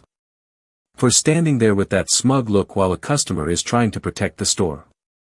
Evelyn stepped half a pace toward Maya, not aggressively, only enough to put her presence beside the young clerks. "Do not threaten her employment because she refuses to support a lie." Patricia pointed at Evelyn. "There. That is another threat." Evelyn shook her head once. "No. It is another record." The cameras above them blinked silently. The live stream continued. The body cam stayed active. In the mall control room, Carla Jensen saved the footage from the corridor angle and marked it urgent. Marcus Hale, still outside the boutique, lowered his recording phone and sent a second message to his legal assistant, capture live-stream comments and preserve time stamps. The situation has escalated to false threat allegation and possible bias statement. Do not intervene unless requested. The evidence was gathering faster than Patricia's awareness. She thought she was creating pressure. She was creating proof. Officer Stein asked Daniel for the incident tablet. I need to see the full written statement and the added note. Daniel handed it over. Stein read silently. Patricia watched her face, waiting for the officer to finally react the way she wanted. Instead, Stein looked up and asked, Ms. Whitmore, in this statement you wrote that Ms. Monroe followed you near the display. The camera angle I just reviewed shows you watching her from the handbag section before she looked in your direction. Do you want to amend that part? Patricia's eyes widened. No, you also wrote that she may have concealed merchandise. You have not identified any missing item. Do you want to amend that? No, you added that she became verbally aggressive and attempted to intimidate you. My body cam has recorded her speaking calmly. Do you want to amend that? Patricia's mouth tightened. No, Stein held her gaze. You understand that refusing to amend a statement after being shown contradictory evidence may affect how this is documented. Patricia's laugh was soft and bitter. There it is. You are all scared of her. Evelyn said, you still do not know who I am. It was the closest she had come to the truth, and the whole boutique seemed to hear something beneath it. Patricia did too, but pride twisted the warning into insult. I know exactly who you are, she said. You are someone who thinks a calm voice makes you untouchable. Evelyn answered, no. I think a clear record makes lies accountable. Patricia looked toward the police officer, the security supervisor, the clerk, the manager, the crowd, and the phones. Her face had gone red, but her voice became strangely controlled. Then put this in the record, she said. I am formally requesting that mall security detain her until the police search her purse. If they refuse, I want it noted that they allowed a suspicious individual to leave after a theft complaint. Stein said, that request is denied at this time. You cannot deny my complaint. I can deny an unsupported demand. Patricia's eyes narrowed. Then I will make a sworn complaint tomorrow if I have to. The phrase tomorrow changed something in Evelyn's attention. Tomorrow? Patricia gave a sharp smile, thinking she had found a way to sound important again. Yes, tomorrow. I have a court appearance, and I know how official complaints work. I know what judges look at. I know how people like her try to turn every consequence into discrimination. I am not afraid of paperwork. Marcus Hale looked up from outside the glass. Evelyn saw him move slightly, saw the recognition in his eyes, and gave him another subtle signal not to reveal anything. Not yet. Officer Stein asked, what court appearance? Patricia waved the question away. None of your business. Evelyn lowered her gaze to the receipt for half a second, then lifted it again. Her voice was still calm. Ms. Whitmore, this is your final opportunity to correct the accusation before the footage is fully reviewed and the statement is preserved. Patricia stared at her. Do you think you are the judge? The room went still in a way that was almost physical. Evelyn did not blink. Maya's eyes moved quickly from Evelyn to Patricia. Daniel's brow tightened. Officer Stein looked at Evelyn, then back at Patricia. Marcus stopped breathing for a moment outside the door. Patricia saw the silence, but she did not understand it. She mistook it for suspense she controlled. She leaned closer, voice cutting and triumphant. Well, you are not. Tomorrow I will stand in front of a real judge, and I will say what I always say. I tell the truth. People like me get believed because we have something to lose. Evelyn looked at Patricia with a sadness that almost looked like mercy. Everyone has something to lose when they choose a lie. Patricia smiled. Then let us see what you lose. She turned back to Stein. I want her name, I want the report number, and I want this treated as theft. If this mall lets her go, I will hold every person here responsible. Stein's face hardened. Ms. Whitmore, you are not directing this investigation. Then do something. I am. Stein turned toward Daniel. Finish pulling all video angles. Preserve the original files. I am tagging this as a disputed accusation with possible false reporting. I also want the written complaint locked so it cannot be edited further. Patricia froze. Possible false reporting? Yes. Against me? Based on the evidence so far, yes. For the first time that night, Patricia's certainty cracked in public. It lasted only a second before anger covered it again. This is outrageous. Evelyn spoke softly. No. This is consequence. Patricia looked at her, and the hatred in her expression was no longer hidden behind concern for store policy. You set me up. I bought a bracelet. You made me look bad. You made a false accusation. You refused to prove yourself. I should not have to surrender my purse to earn innocence. The crowd had gone silent, not because the scene had become less dramatic, but because the moral shape of it had become too clear to laugh at. Patricia had been given receipts, footage, witness statements, police warning, security hesitation, and a final chance. She rejected all of it because accepting the truth would mean accepting that her suspicion had come from inside her, not from anything Evelyn had done. That was the point of no return. Not one shout. Not one demand. Not even a first false statement. It was the moment Patricia saw the record turning against her and chose to add another lie anyway. Officer Stein locked the tablet record. Daniel requested the CCTV export. Maya placed the receipt copy into a store envelope. Marcus preserved the live stream link from outside the boutique. Carla saved the security radio audio. The teenage boy's phone kept recording Patricia's face as she realized people were no longer watching Evelyn with suspicion. They were watching Patricia with recognition. Evelyn stood in the middle of it all, gift box still in hand, dignity still intact, title still unrevealed. She had warned Patricia. She had given her the exit. Patricia had laughed and signed her name to the door that now closed behind her. Officer Rachel Stein did not reveal the truth all at once. She let the evidence walk into the room first.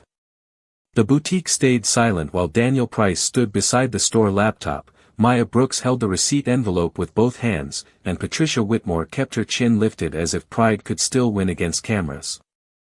Evelyn Monroe remained near the counter with the small gift box resting against her palm, her dark coat smooth, her posture straight, her expression so controlled that it almost made Patricia angrier than any argument would have. Stein reviewed the security footage from the register angle first. The screen showed Evelyn entering the store alone, speaking politely to Maya, examining the bracelet, paying with her card, signing the screen, receiving the receipt, and taking the gift box. No hiding. No rushing. No theft. Then Daniel played the display case angle. It showed Patricia near the handbag wall watching Evelyn long before Evelyn noticed her. It showed Evelyn never following Patricia, never approaching her purse, never concealing anything. It showed Patricia creating suspicion out of distance, silence, and her own stare. The crowd outside the glass doors leaned in without moving closer. Patricia folded her arms. That still does not show what was in her purse. Stein looked up. It shows there was no basis for demanding a search. Patricia laughed once, thin and defensive. You are all acting like cameras see everything. Evelyn spoke quietly. They saw enough. Patricia snapped, do not talk to me like you are above this. Stein turned to Daniel. Lock the footage export. I want the register angle, entrance angle, display angle, and corridor angle preserved under the incident number. Daniel nodded. Already requested. Stein looked at Maya. Receipt copy. Maya stepped forward and handed over the envelope. Transaction timestamp, item number, approval code, and duplicate receipt. Stein took it, then looked at Patricia's written complaint on the tablet. Ms. Whitmore, your signed statement says Ms. Monroe followed you and may have concealed merchandise.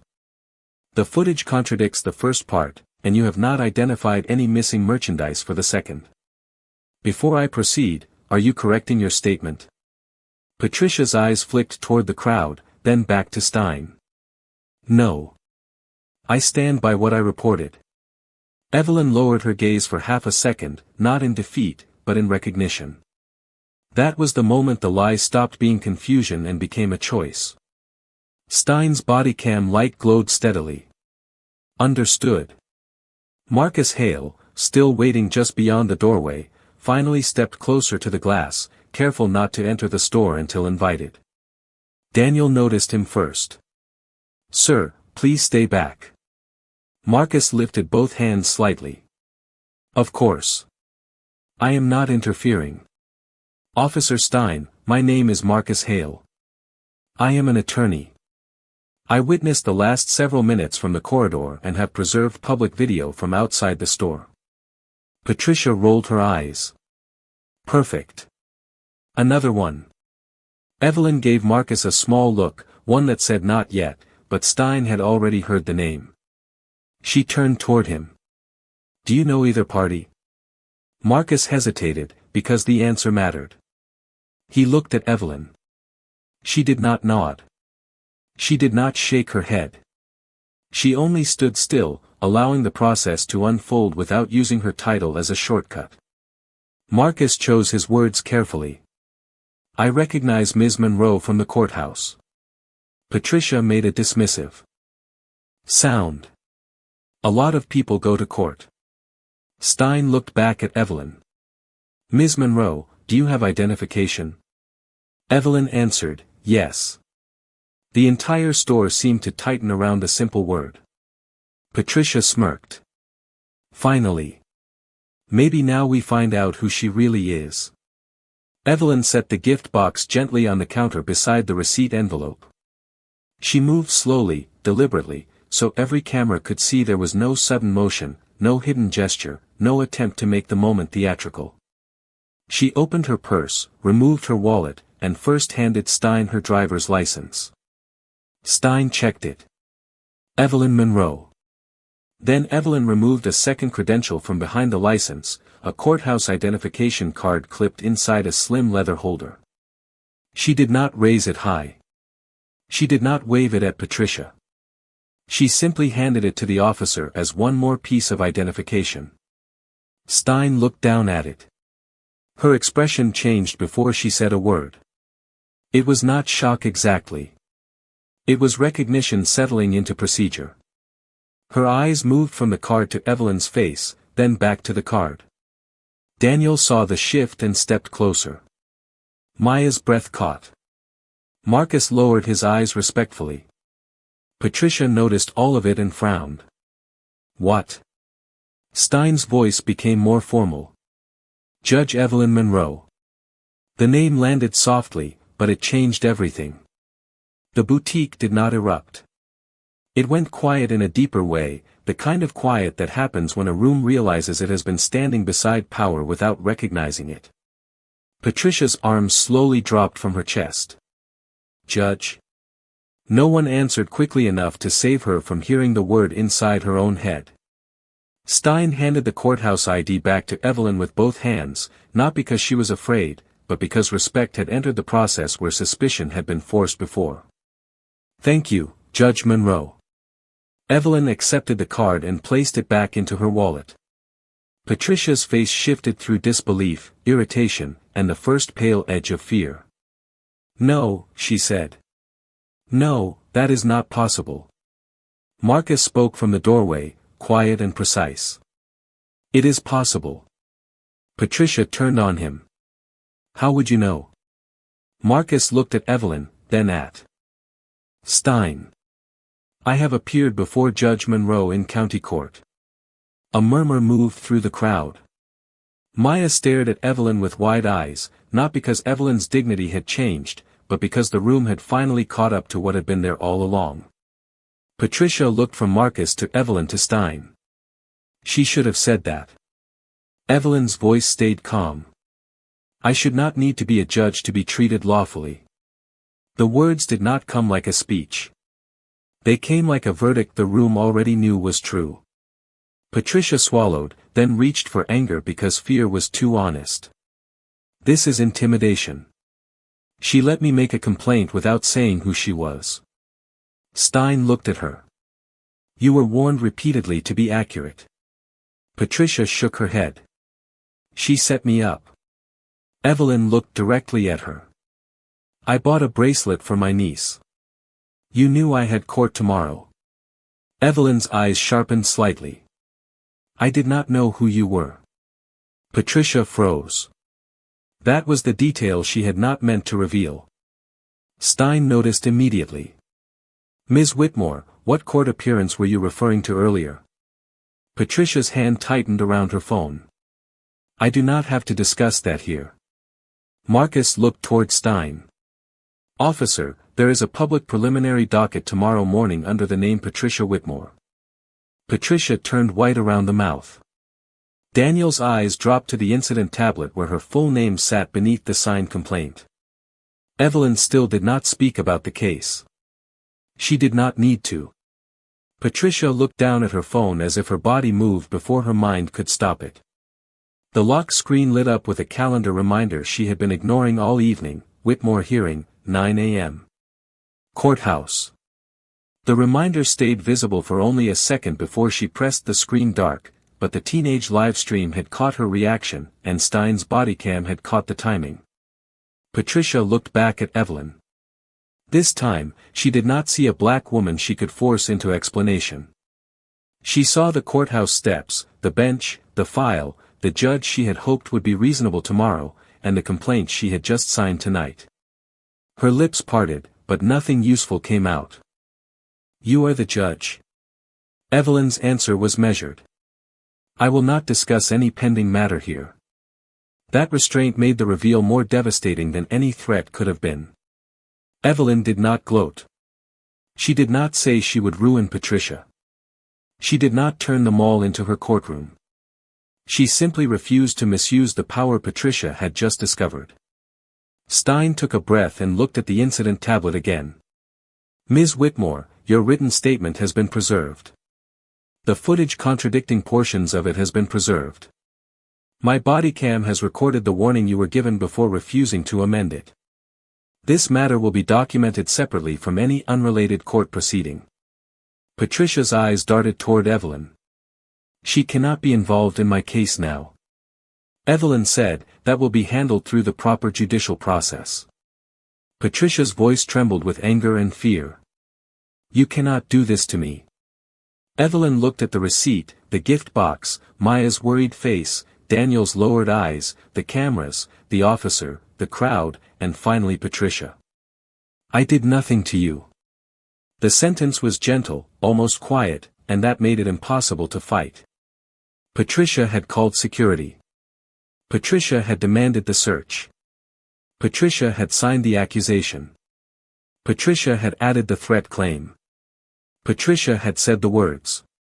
Patricia had turned her own prejudice into an official record, and now the woman she tried to humiliate understood records better than anyone in the mall. Daniel cleared his throat, visibly ashamed. Judge Monroe, I apologize. We should have reviewed the receipt and footage first. Evelyn looked at him. Apologize to Ms. Brooks too. She told you the truth before anyone checked the camera. Maya blinked quickly, fighting emotion. Daniel turned to her. Maya, I am sorry. Patricia stared at the apology as if it were another betrayal. Stein asked Evelyn, do you wish to make a statement? Evelyn answered, yes. A factual one. She did not raise her voice. She did not look at Patricia for approval. I entered the store to purchase a birthday gift. I paid for the item. I attempted to leave. Ms. Whitmore accused me publicly, demanded a search of my purse. Requested that security detain me, signed a theft complaint without identifying stolen merchandise, and continued after being advised that the available footage contradicted her statement. I am requesting preservation of all evidence and a report number. Stein nodded. You will have it. Patricia whispered, this is not fair. Evelyn finally looked at her with the full stillness Patricia had mistaken all evening for weakness. Fairness is not when everyone believes you first. Fairness is when the facts survive long enough to be heard. No one in the boutique laughed. No one needed to. The power had moved without shouting.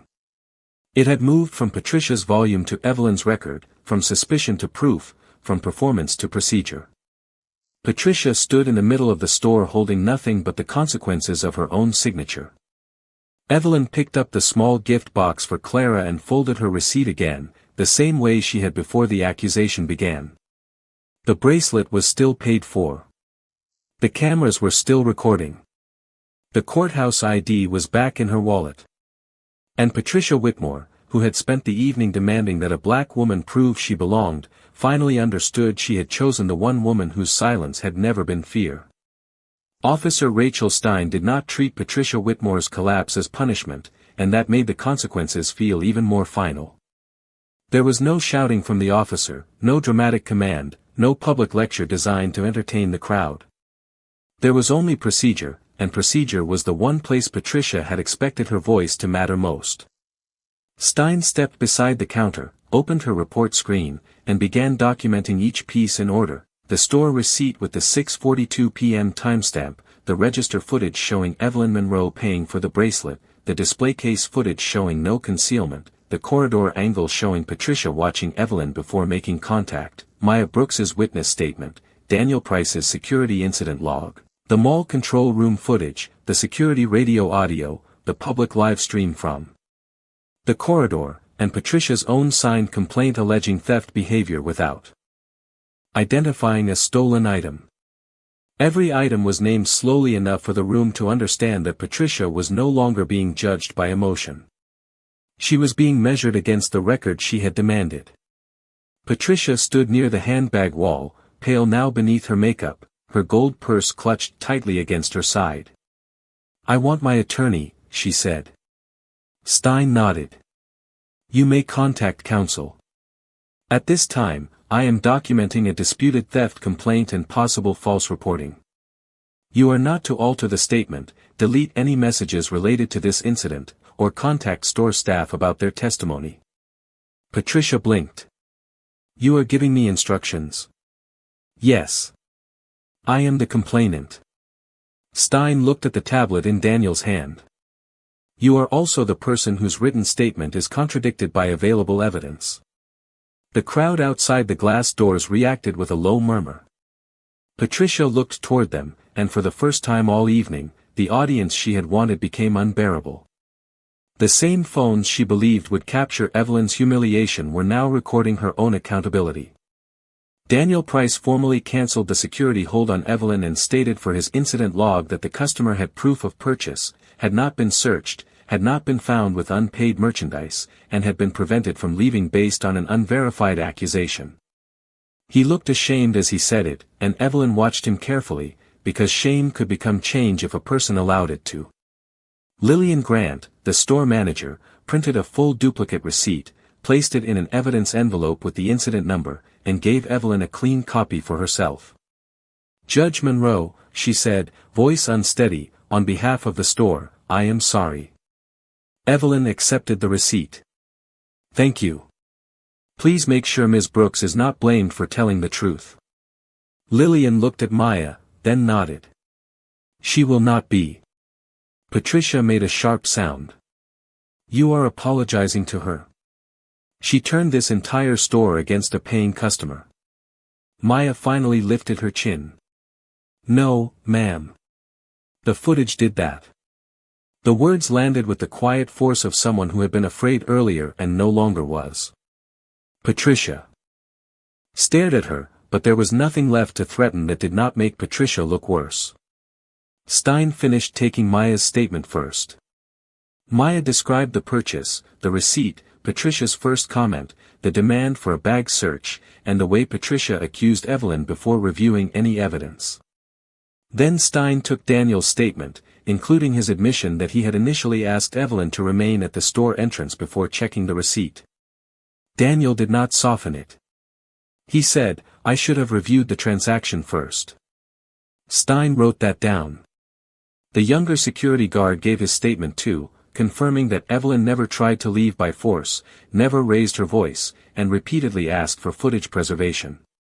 Marcus Hale provided his contact information and the public video he had preserved from outside the boutique. Carla Jensen from Mall Control confirmed by radio that the footage exports were locked and backed up under the incident number. Piece by piece, Evelyn was cleared in the only way that mattered, not by someone deciding she looked respectable enough, but by proof showing she had done nothing wrong. Patricia tried one final move. She pulled out her phone and called her attorney, pacing near the display case as if private urgency could restore her importance. "They are saying I made a false report," she whispered loudly. "The woman is apparently some judge." "No, she did not tell me." "No, I did not know. This is entrapment." She listened, then her face changed again. Her attorney was not comforting her. "What do you mean? Stop talking," she snapped. "I am the one being targeted." Another pause. "Tomorrow? What does tomorrow have to do with this?" Evelyn did not look at her. She kept her attention on the report number Officer Stein was writing down. Marcus, however, heard enough to understand that Patricia's attorney had realized the damage instantly. A defendant scheduled for court the next morning had just created a new recorded incident involving a false accusation, public bias language, and an attempt to involve security and police against a judge connected to her docket. Even if Judge Monroe removed herself from the case, the facts would not disappear. Stein ended the on-scene review by explaining the immediate outcomes. Patricia would receive a documented notice that her theft allegation was unsupported by the store's evidence.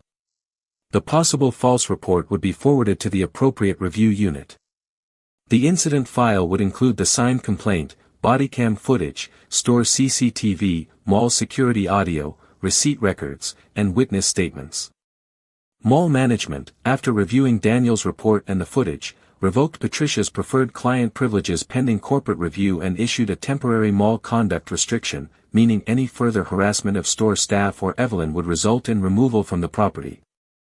Patricia's face twisted. "You cannot ban me. I spend thousands of dollars here."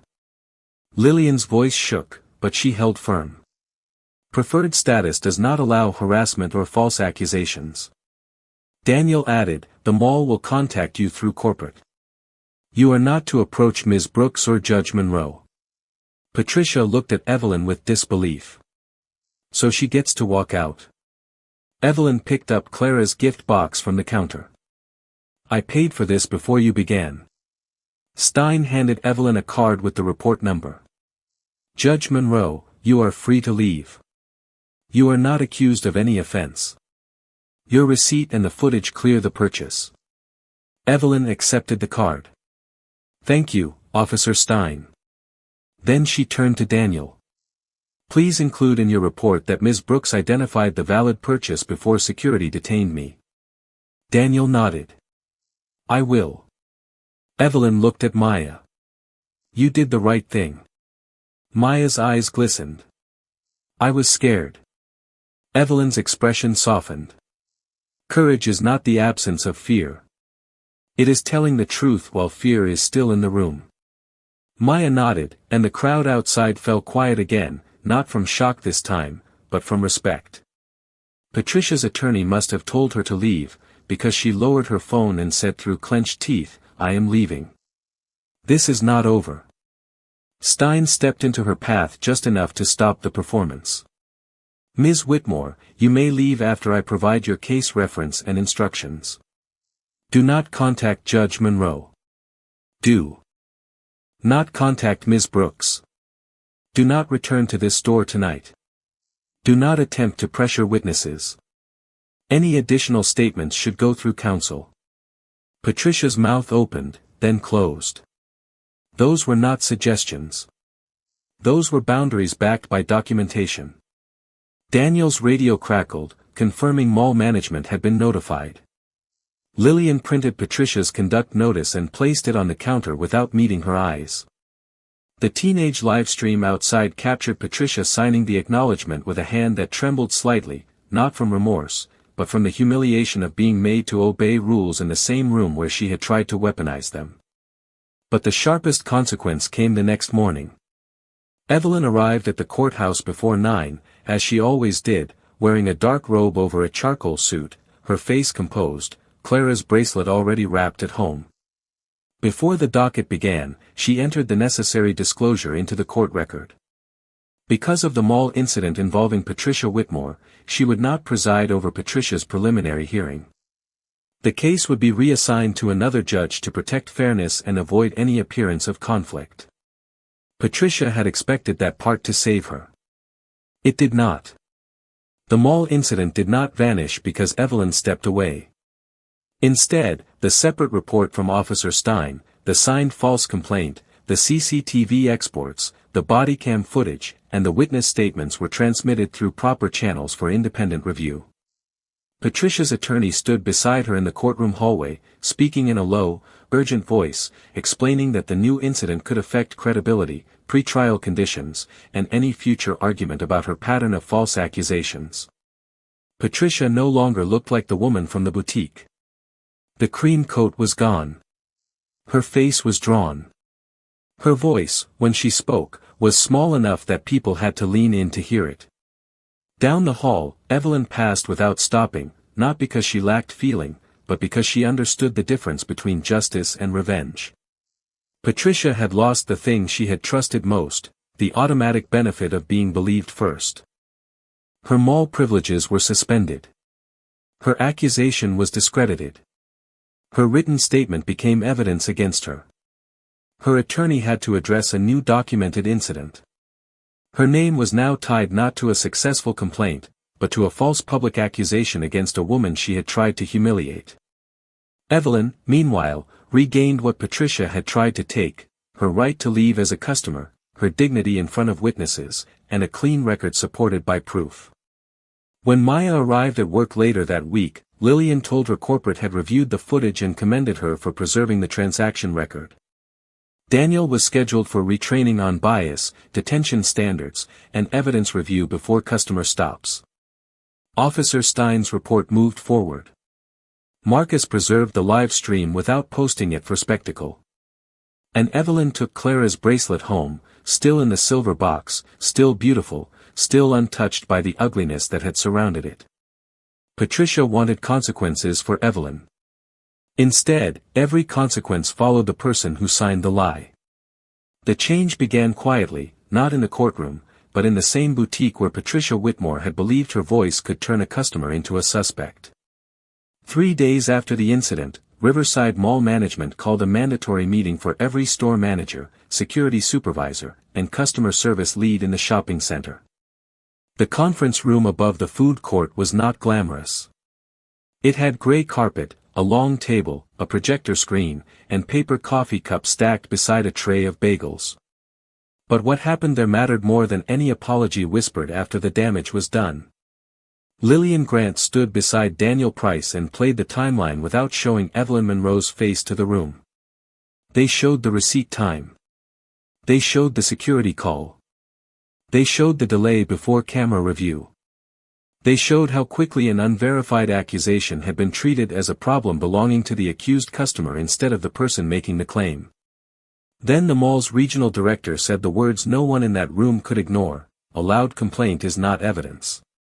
A customer's race, clothing, tone, or refusal to consent to an unsupported search cannot be treated as suspicion. New policy followed immediately. Security could no longer ask to search a shopper's bag based only on another shopper's accusation.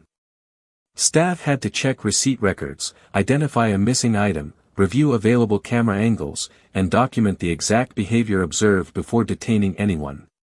Any complaint involving possible bias had to be escalated to a supervisor and preserved with video, audio, and witness names. Employees were told they would not be punished for refusing to support a false accusation. That part mattered most to Maya Brooks. For 2 days after the incident, she had come to work with her stomach tight, expecting Patricia's words to somehow outlive the footage. Instead, corporate sent her a written commendation for preserving the transaction record and telling the truth under pressure. Lillian apologized to her in front of the team. Daniel apologized too, not with a polished speech, but with the discomfort of a man who knew he had almost let convenience become injustice. "I listened to the loudest person first," he said. "That cannot be our standard." Maya nodded, not because the apology erased the night, but because it named the mistake correctly. Outside the mall, the consequences spread in smaller circles. The teenage livestream was not posted by Marcus Hale for spectacle, but parts of it became part of the official file after being preserved properly. Word still traveled. Not as gossip about Evelyn, but as warning about Patricia. 2 former retail workers from other stores came forward and described similar complaints Patricia had made in the past, moments where she accused staff of disrespect, shoppers of suspicious behavior, and managers of bias against her whenever she was told no. One former boutique employee said Patricia had once demanded security follow a Latino father and his teenage son because they were walking too slowly near a jewelry display. Another said Patricia had threatened to have a black cashier fired after the cashier refused to process an expired coupon. Those old stories had never become formal because people were tired. Afraid of losing jobs, or convinced no one would believe them. Evelyn's case changed that. Not because she was a judge, but because the record had survived clearly enough to make silence feel less necessary. Officer Rachel Stein's report also changed how the local precinct handled mall calls. A briefing went out reminding officers that a complainant's certainty did not create probable cause, that refusal to consent to a bag search was not guilt, and that bodycam documentation had to capture the exact allegation, not the emotional conclusion. Stein did not become a hero in her own mind. She simply did what should have been done at the beginning, ask what was actually seen, check what could actually be proven, and refuse to turn someone's prejudice into police action. Meanwhile, Patricia's attorney worked to separate the mall incident from the next morning's hearing, but separation did not mean erasure. The new documentation affected how prosecutors, defense counsel, and the reassigned judge viewed her credibility. Her preferred client status at Riverside Mall remained suspended. Corporate notified her in writing that future complaints would be reviewed under the new policy and that harassment of employees or customers would result in removal. Patricia had spent years believing consequences were something she could assign to other people. Now consequences had her name, her signature, and her timestamp. Evelyn Monroe never gave an interview about it. She did not need the mall to make her a symbol, and she did not want Maya's pain turned into entertainment. But when the regional director asked whether Evelyn would review the new policy language from a citizen's perspective, she agreed on one condition: the policy could not protect only people with impressive titles. It had to protect the teenager in a hoodie, the grandmother with coupons, the father buying school shoes, the nurse after a night shift, the clerk behind the counter, and every ordinary person who should not have to present a resume before being treated with fairness. That sentence became the heart of the training. Weeks later, Maya noticed the difference during another tense customer complaint.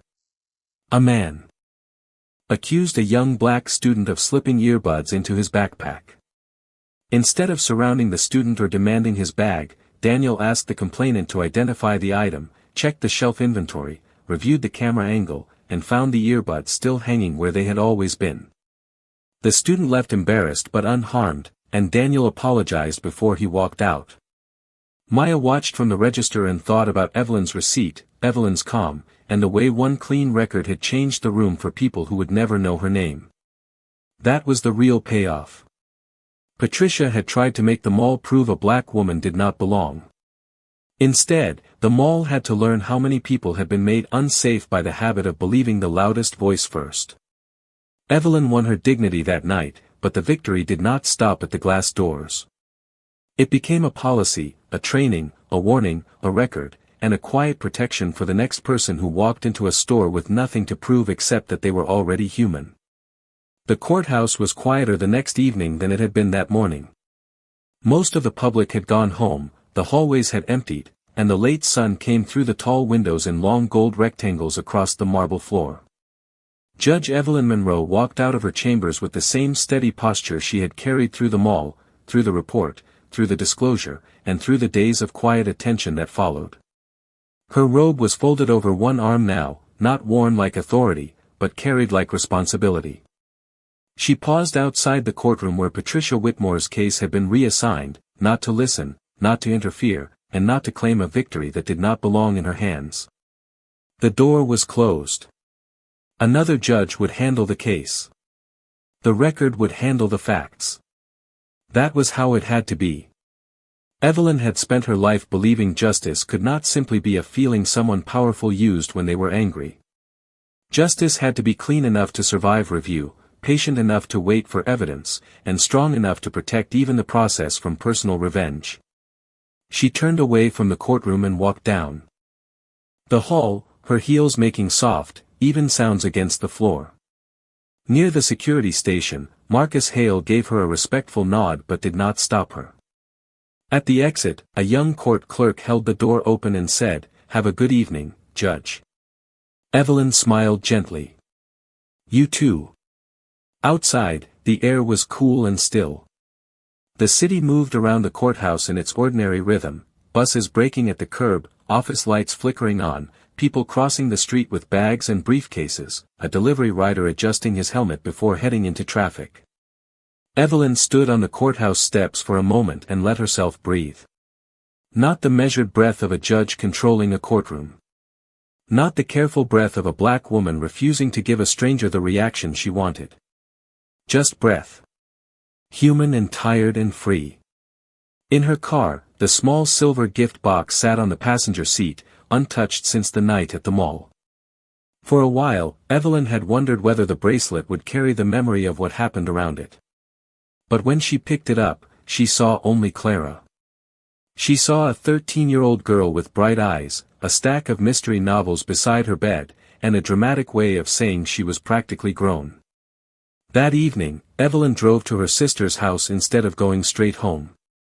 The neighborhood was quiet, with porch lights glowing and children's bikes lying on front lawns.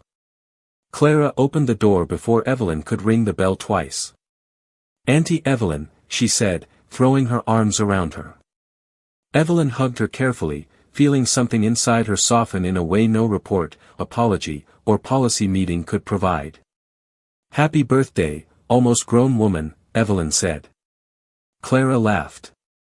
In the living room, Evelyn handed her the silver box. Clara untied the ribbon with the seriousness of someone opening treasure. When she saw the bracelet, especially the tiny book charm, her face lit up. "It is perfect."